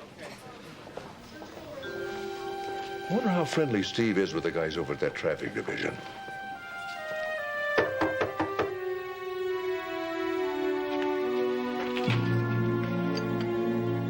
Now what?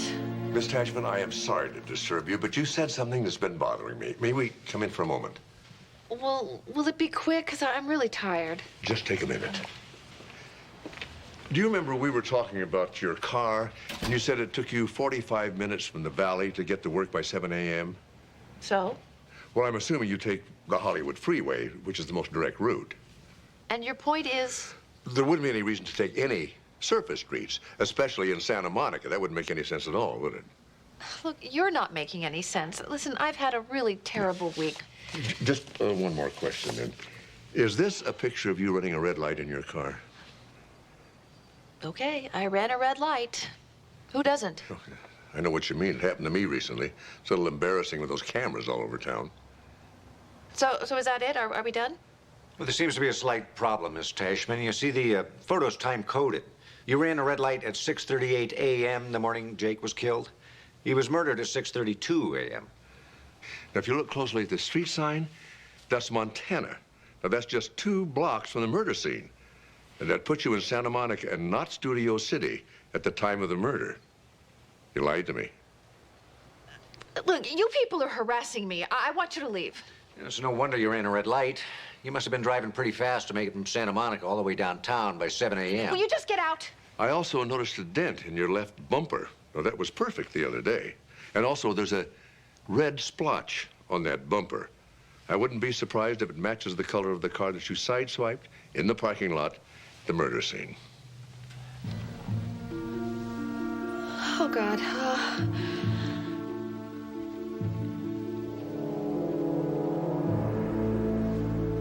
You have the right to remain silent.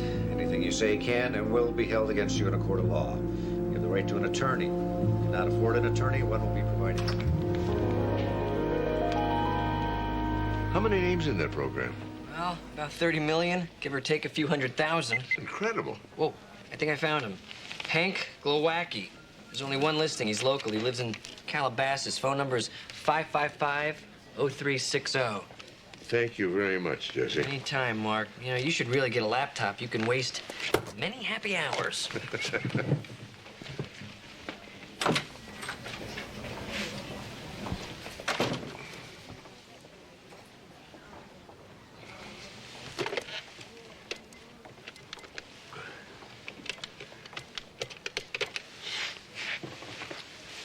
Yes. Is this a Glowacki residence? This Mrs. Glowacki? Karen Glowacki? Yet, by any chance, did your maiden name happen to be McCarthy? Look, you may not remember me. It's been some years, but this is Mark Sloan. Will you... That's right. I can't believe you remember me. Yeah, my eyes are still twinkling blue, all right. No, my hair's not brown anymore. Karen McCarthy, I can't believe it. How's old Hank? Oh, really? Divorced? That's a shame. Oh, but you're remarried. Oh, you're widowed. Oh. You married his brother. Yeah. 34 grandchildren. That's something, all right. Yeah, I know. Yeah, it is very hard.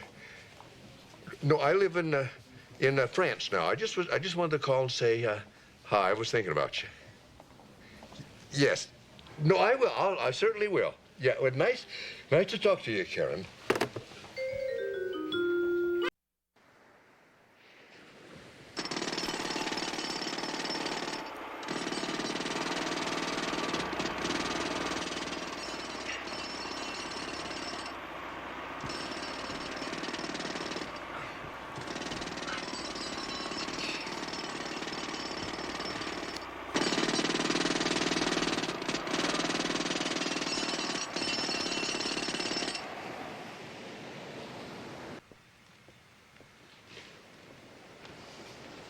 They finished? A few more days, week at the most, they'll have the floor dug out and they'll be able to start shoring up and resurfacing. I'm not gonna last that long. You know, maybe you ought to work a different shift for a few weeks. Dan, it doesn't work that way. Well, can't you tell the criminals what time to do their crimes? No, I think the only solution is for me to move. Well, you know, I could probably get you a good deal on a hotel. No, actually, I've been meaning to talk to you. I was thinking that, you know, maybe it's time for me to buy my own place. Well, I guess a house is a good investment. Yeah, that, and plus it'll be closer to work. Yeah. Of course, there's also the tax write-off. You know, the thing is, it's always so quiet and peaceful here at the beach. What? I said it's so peaceful and quiet here at the beach. Good morning, Lana. It's 6:55. The exterior temperature is 64 degrees Fahrenheit and rising. Is the pool ready? The pool water is stable at 82 degrees Fahrenheit. Open the pool cover then.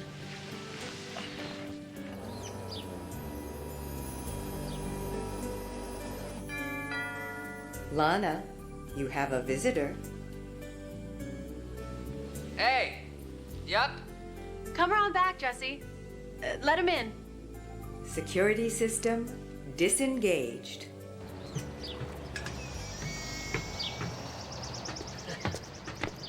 Wow. This place is something. Thanks. Hi. My dad said he built it just so that I move back home. I guess it worked, huh? Guess it did. Hey, is there a place I could put these on? Yeah, the bathroom's just off the kitchen. I left some OJ on the counter. Hey, thanks.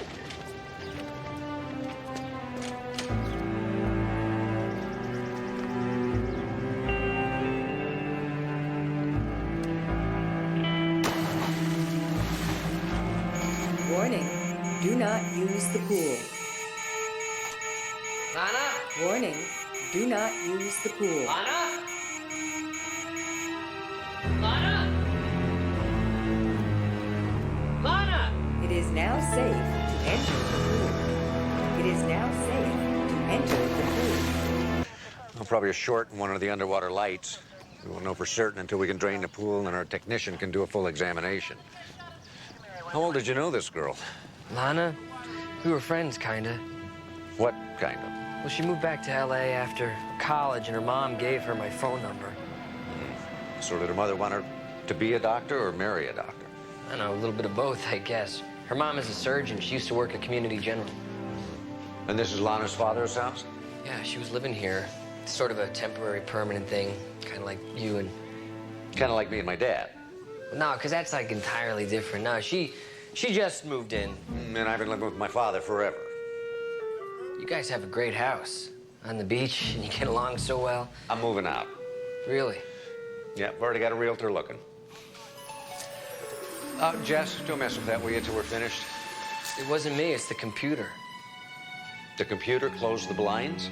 The entire house is wired. A state-of-the-art computer runs everything. The blinds are set to adjust and close every time the sunlight hits it at a different angle. Well, you can do that? This house can do anything. It even warned Lana not to jump in the pool.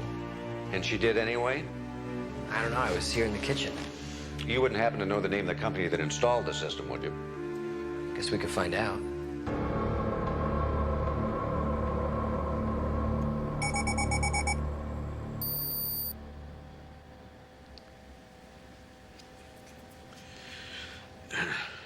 May I see some identification, please?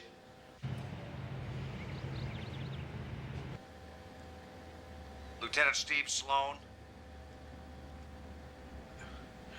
Thank you, Lieutenant.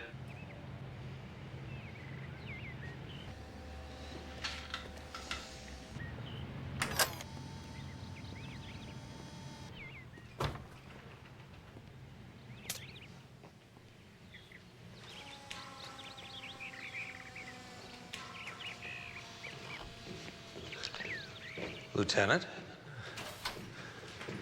Your system opened the door, Mr. Locatelli? Bruce, please. Yes, it did. It also sensed your presence and turned on the lights. Would you come to my office? Your sound system on sensors, too? And he shall have music wherever he goes. If you don't like the selection, my CD library is at your command. Or actually my command. It only responds to voices it recognizes. Is this the same system you installed at John Kravitz's house? Terrible tragedy, that.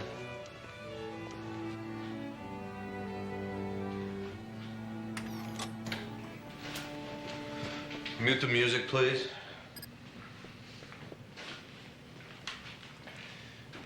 What's that? A video capture, a hell of a lot better than a printout. Who decides where the cameras go? You pay, I put. What's to keep you from spying on your customers?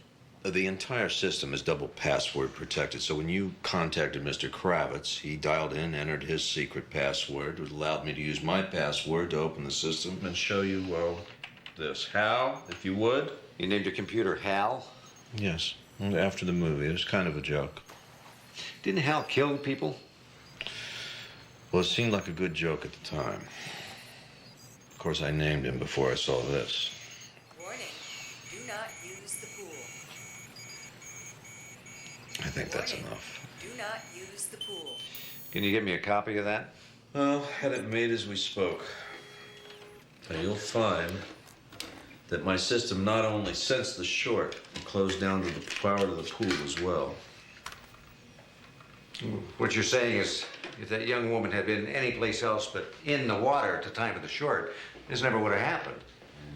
The Locatelli home command and control system is not just another means for you never to touch another doorknob, Lieutenant. It's the most powerful home security and safety system on the market. Well, I mean, the first time I heard of you, I was in high school, a mere child, really. You were in the newspaper. I said to myself, that is what I want to be. A medical examiner. You. Oh, I wanted to be you. Oh, how nice. And here I am, a third-year medical student, and not only talking with my idol, but actually working with her. Oh, I hope you don't mind my saying all of this. Oh, not at all. Carry on. If I could just be the next Dr. Amanda Bentley. Well, where would that leave me? Retired? Oh, lovely. Oh, I didn't mean that the way it sounded. You know, I meant years from now, after you've taught me everything you know. Excuse me, Dr. Bentley. We have a 51-year-old woman, no previous illness, who died 2 hours after admission. Symptoms? High fever, chills, rash, headache. Who's the physician? Dr. Horowitz. Let's take a look. Oh. Oh.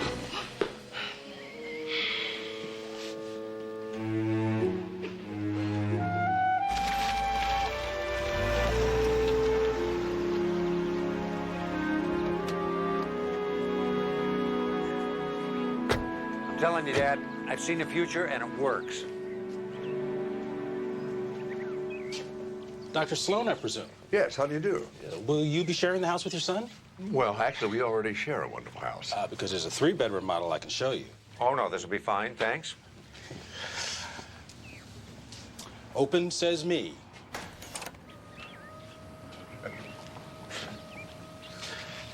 In 5 years, every new house will come with these features. Always wanted to be on the cutting edge. It took some looking, but this place has got everything you asked for and more. The study's been converted to a safety bunker. It's fireproof, earthquake-proof, and riot-proof. Isn't that a bit of overkill? The owner didn't think so, sir. He had a friend killed in the riots a few years ago. These air vents. When the room is shut down, fresh air is pumped in. Sure thought of everything, didn't he? Oh, and notice that every room is both DSL and cable modem ready. DSL? Oh, the internet. Who can live without it these days? Well, it's not a big part of my life, I have to admit. I'm somewhat of a troglodyte in that area. You know, especially after what happened to Lana Kravitz. Dad, the computer didn't kill her. Yeah. Did you know her mother worked at Community General, Dr. Janet Kravitz? Yeah, Jesse mentioned it. Did you know her well? No, not really, but I did talk to her at the funeral. You know, it's interesting. She was contacted to see if she wanted one of these systems in her house in Boston. Oh?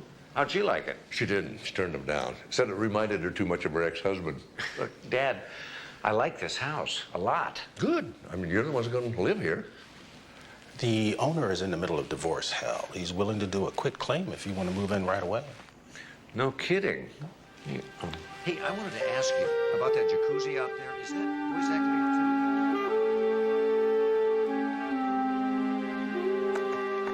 Ellie, thank you for doing this for me. Oh, it's my pleasure. I love the internet. It's how I keep up with my parents, my grandparents, my boyfriend. In fact, these days, it's practically the only way I talk at all. You know, I didn't even know the hospital had a website. Everything has a website. Well, I can even set up a personal one for you. No, thank you. Would you like to see how many times Dr. Bentley's name is mentioned in the newspaper? Can you do that? I can find anything. What if I wanted to find a computer system for my home? Could you find that? Name it. Home Command and Control Systems, designed by a man named Bruce Locatelli, I think. First, we go to a search engine.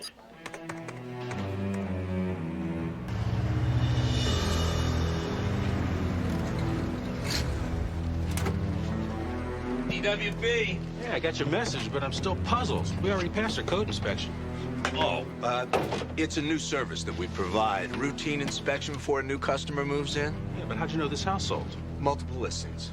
Well, you go ahead, door's open. I got to deliver some good news. Well, thank you.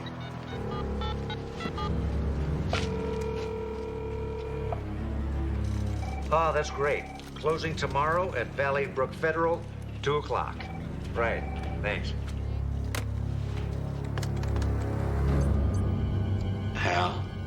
Are you there? This isn't our system, Bruce. I know. But I can take it over. And no one will ever know that we were here.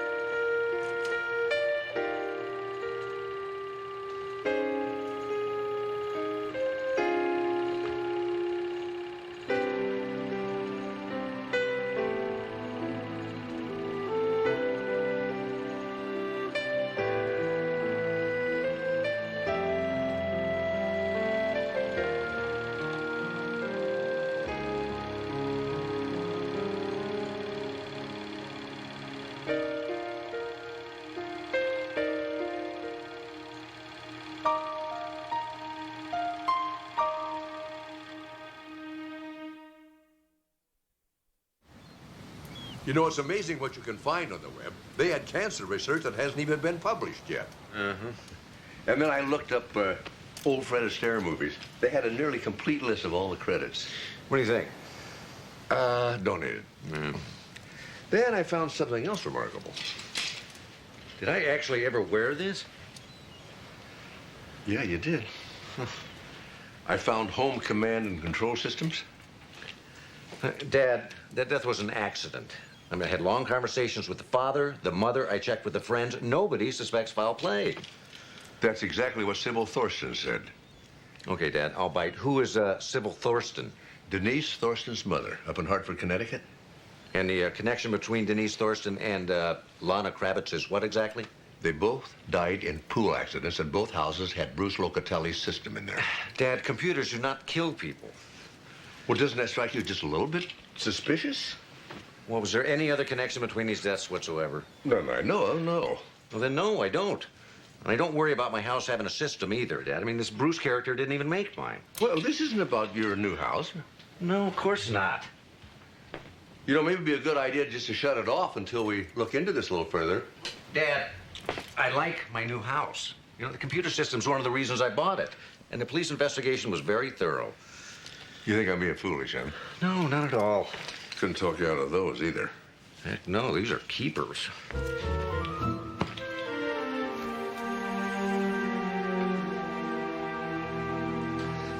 Do you ever get used to this, all this automated stuff? Honestly, I've gotten to the point where it annoys me to have to use a light switch. Excuse me, Mr. Locatelli, I'm finished, unless you need... Oh, no, Maria.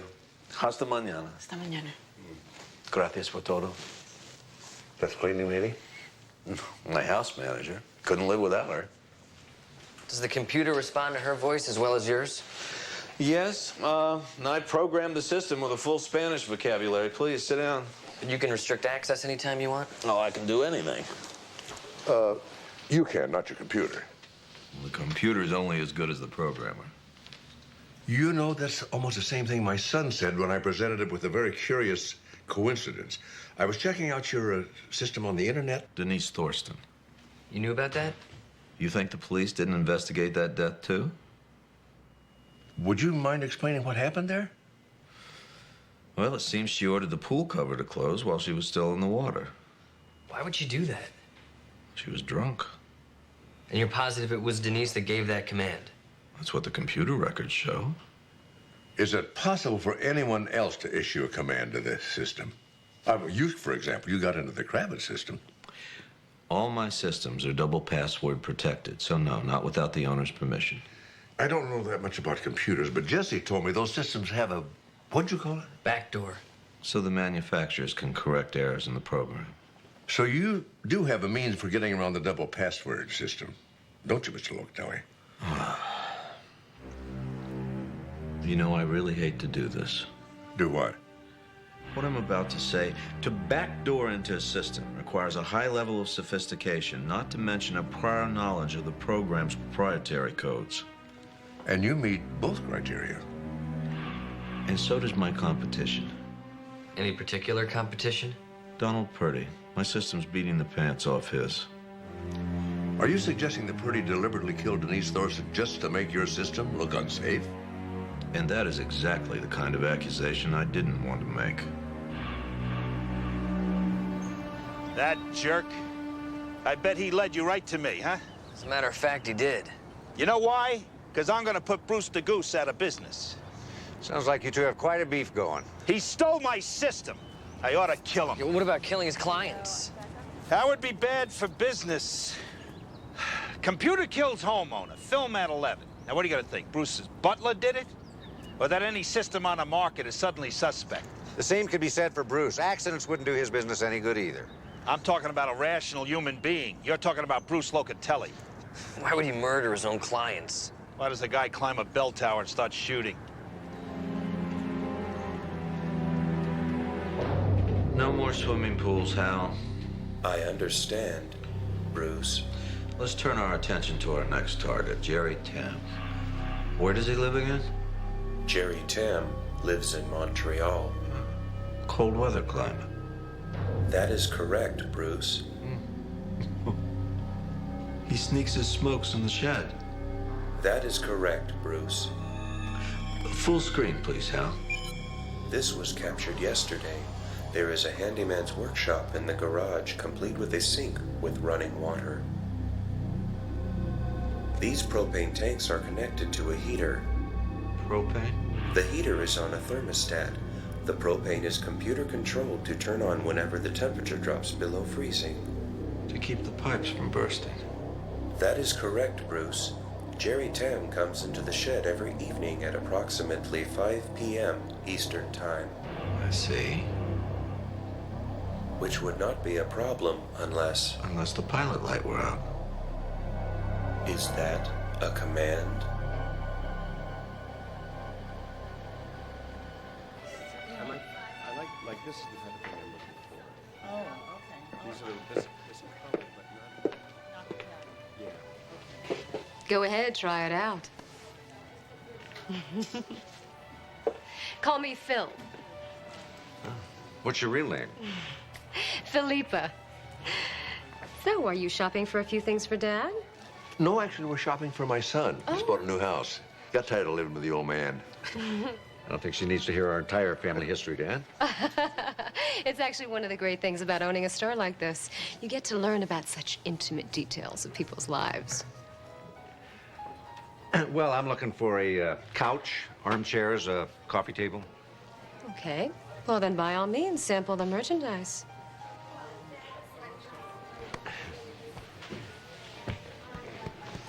So do you have any particular colors in mind?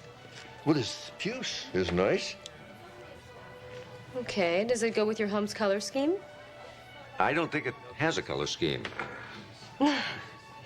My, you are first time.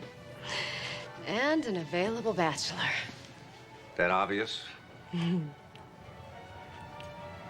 Been shopping around for long? Not for furniture. 411. Meantime, on the 405, that SIG alert is still in effect at Slauson, and if you're on the 5, it is tough.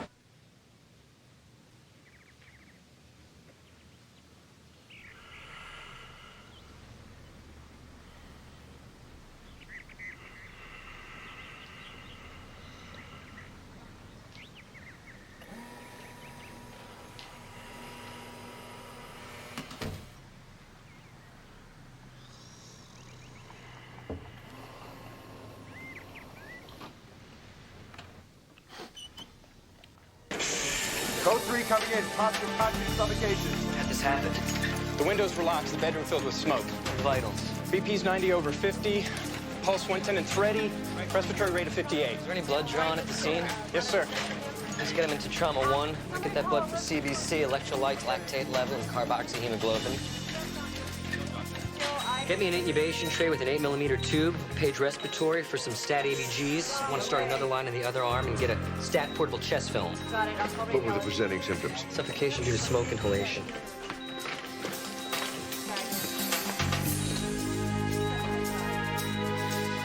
There appears to be upper airway edema. I'm having a tough time visualizing the vocal cords. I can't see what I'm doing here. We need to do an emergency trach. He's arresting. 200 joules. 200 joules. Charge. He's flatlined. Clear? Clear. 300 joules. 300 joules. Clear? Nothing. We've lost him.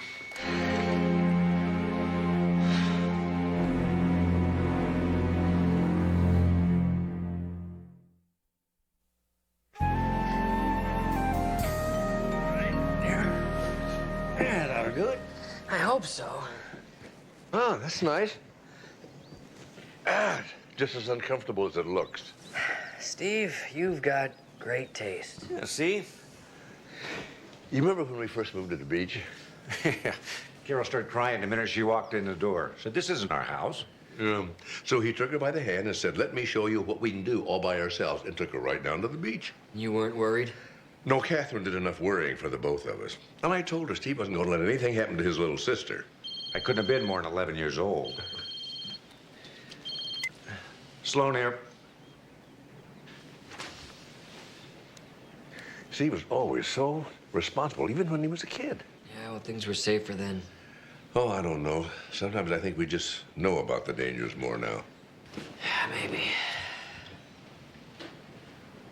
You all right?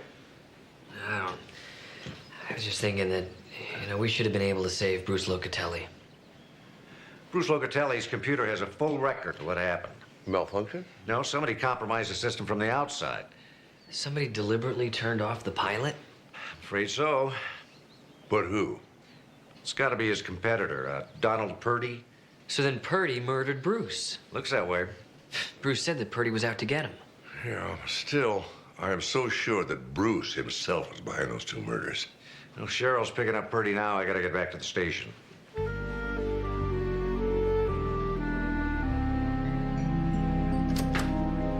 What kind of police state you running here? Mr. Purdy's been read his rights and refused a lawyer. Oh, I got a lawyer, all right. Good one. Gonna sue you blind.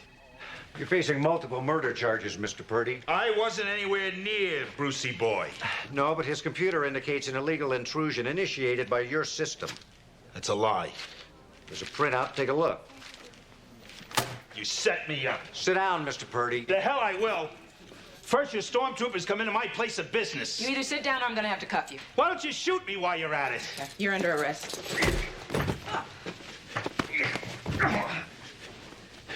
You all right? Yeah, I'll live.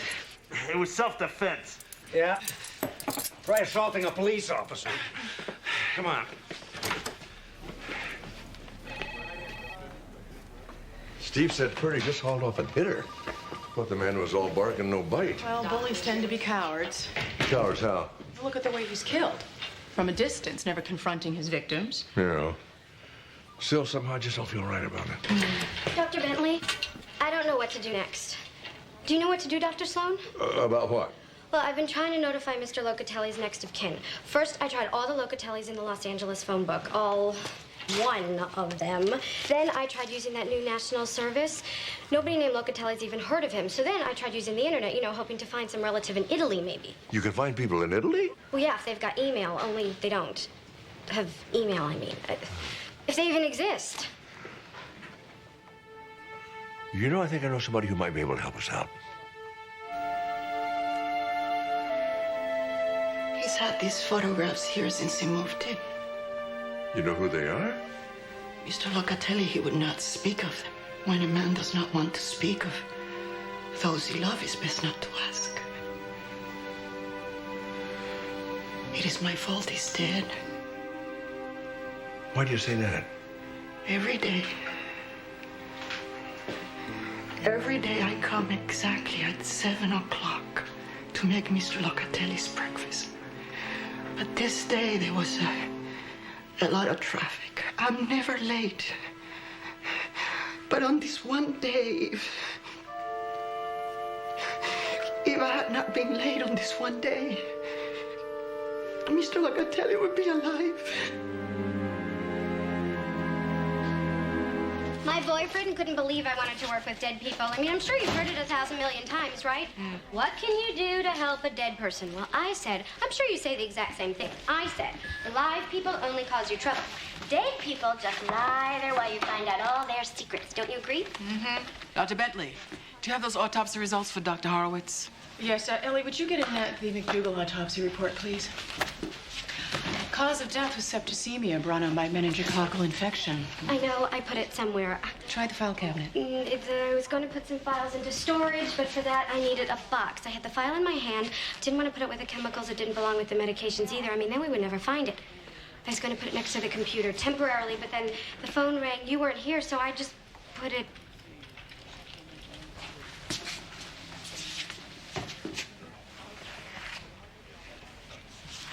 here. I don't faint anymore. Mr. Luca. Oh, that's Mr. Locatelli. No, it's not. That's Mr. Luca. I could never forget Mr. Luca.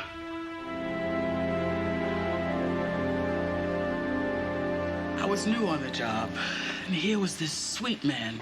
His son came in for a routine appendicitis. The boy had a ruptured aneurysm on the table, and I was elected to tell Mr. Luca that his son had died. I couldn't believe the depth of Mr. Luca's pain. I never thought I would understand pain like that. I was wrong. Wrong how? 2 years later, my son died. God, I've never recovered. My marriage dissolved. My life, really. Annette, forgive me for asking, but how did your son die? Was he at home?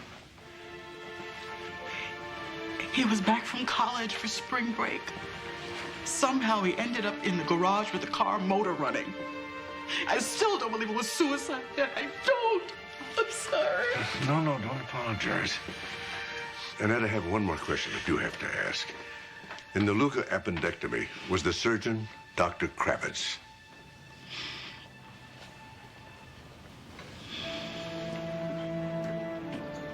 Well, it may not be much consolation, but I can promise you that your son's death was not a suicide.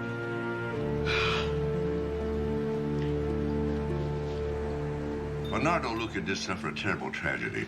His only son, Carlo, got appendicitis. They brought him to our hospital, and during the operation, an aneurysm ruptured, and the boy died. That's nobody's fault. I mean, that can happen to any surgeon at any time. Yeah, well, Luca didn't see it that way. He saw this vast conspiracy against him. He sued the hospital, the insurance company, everybody. Wasn't there a mortality review? Yeah, I chaired it, and the court threw his suit out. And Nardo wanted justice. Yeah, well, his son was dead, and his marriage, as often happens, fell apart. He was a man in a lot of pain. I don't get it.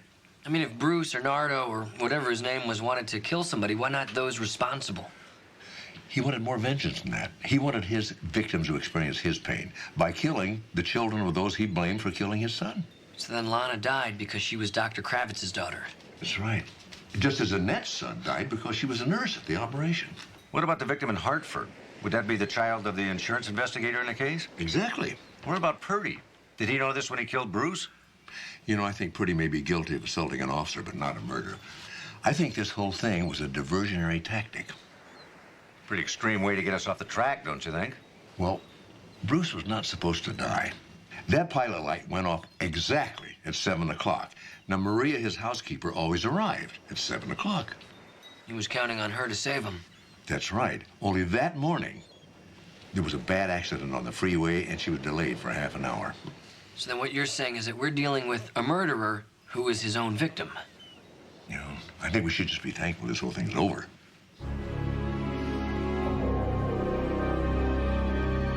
minute, Dad.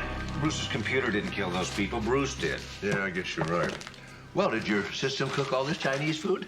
Actually, it was the Chinese restaurant around the corner, which seems to have forgotten the mushu pork. I'll go back. Oh, no, this is plenty of food. Good, too. You know, takeout's very important for a man who lives alone. Dad. Men don't cook for themselves. I rarely do it. Dad, it's not like I eat dinner at home that often anyway. Why do you think I know every takeout place in Malibu? Well, I'm very sorry to have disturbed you. And I'm very sorry for your loss. Man, what's wrong? I just pulled the pathology report on the Luca case, and a colleague of mine, Dr. Tam, did the autopsy. Did he lose a child, too? Yes. His son in Montreal an hour ago. That's impossible. Bruce died yesterday morning. Ellie's idea of an email alert. It's not impossible. What? How'd the boy die? He was smoking in a storage shed full of propane tanks. You know, Bruce could have programmed the computer to turn off the pilot light. So we've got a murderer who's still killing after he's dead? Man, that pathology report, check to see everyone involved. See if they have children. Jesse, oh my God. Mark shared that inquiry, and Steve has one of those systems.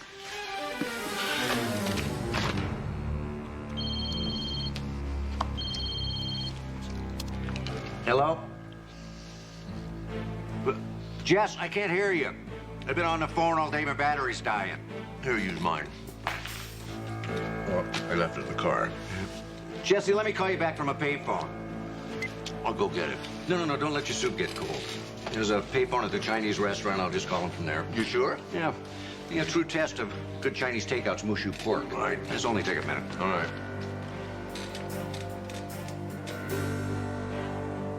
Jesse, relax, okay? You're making me nervous. As long as Steve is out of the house, he's not in any immediate danger.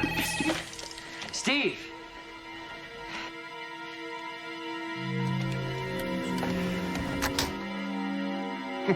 Computers.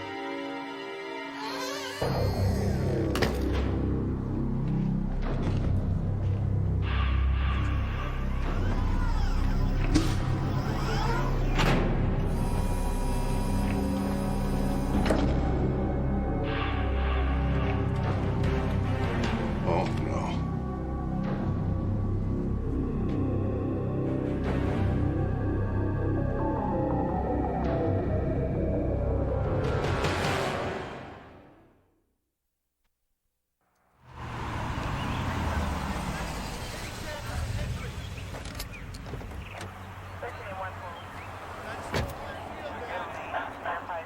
Your dad still inside? Yeah, computer seems to have triggered the security system in the study. Call for a battering ram and a blowtorch.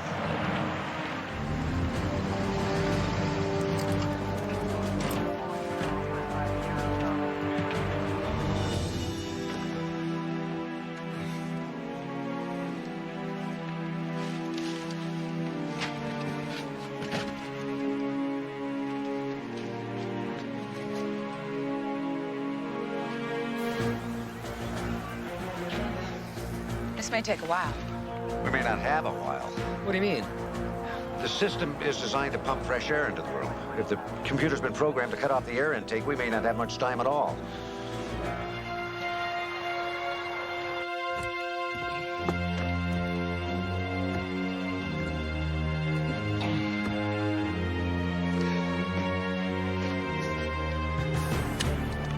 Is there any way you can hack into the system, take control of this thing? It's way beyond my capabilities. You need somebody who knows how to backdoor Purdy. He's been released on bail. I'll find him.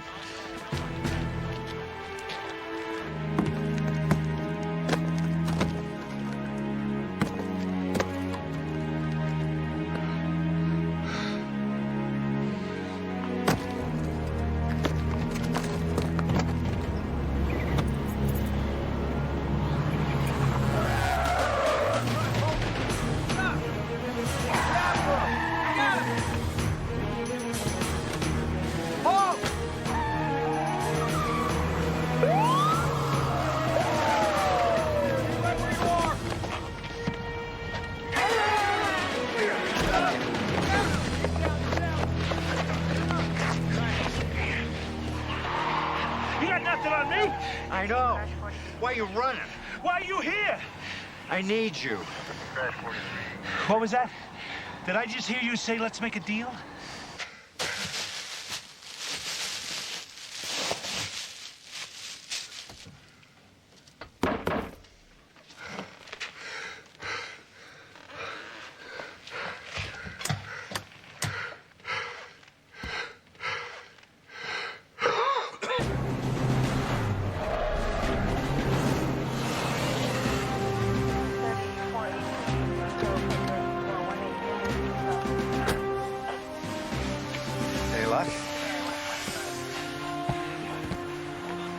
What do we need to do to hook you up? Just stand back and let me work.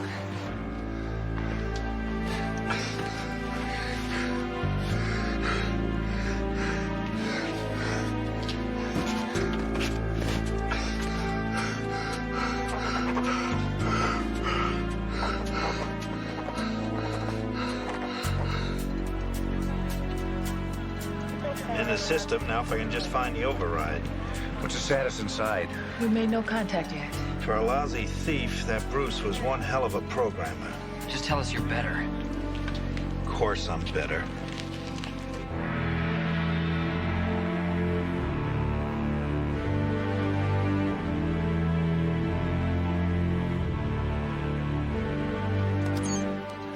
I'm in.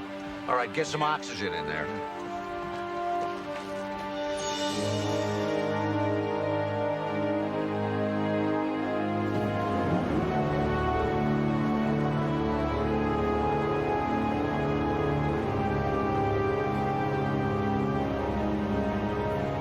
Oxygen level is nearly normal. Let's go.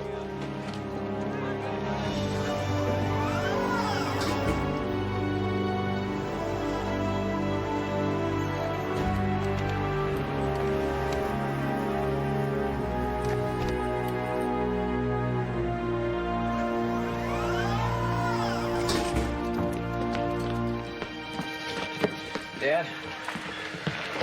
I think... Look, don't try and talk. You're gonna be just fine.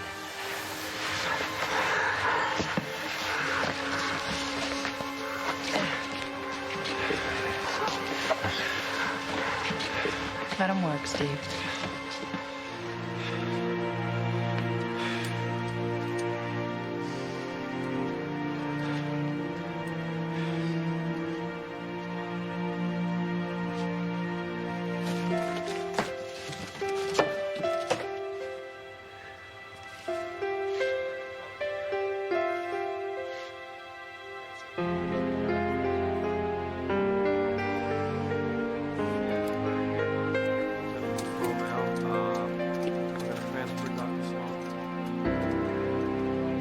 Jesse says you're going to be fine. Takes more than a computer to kill me.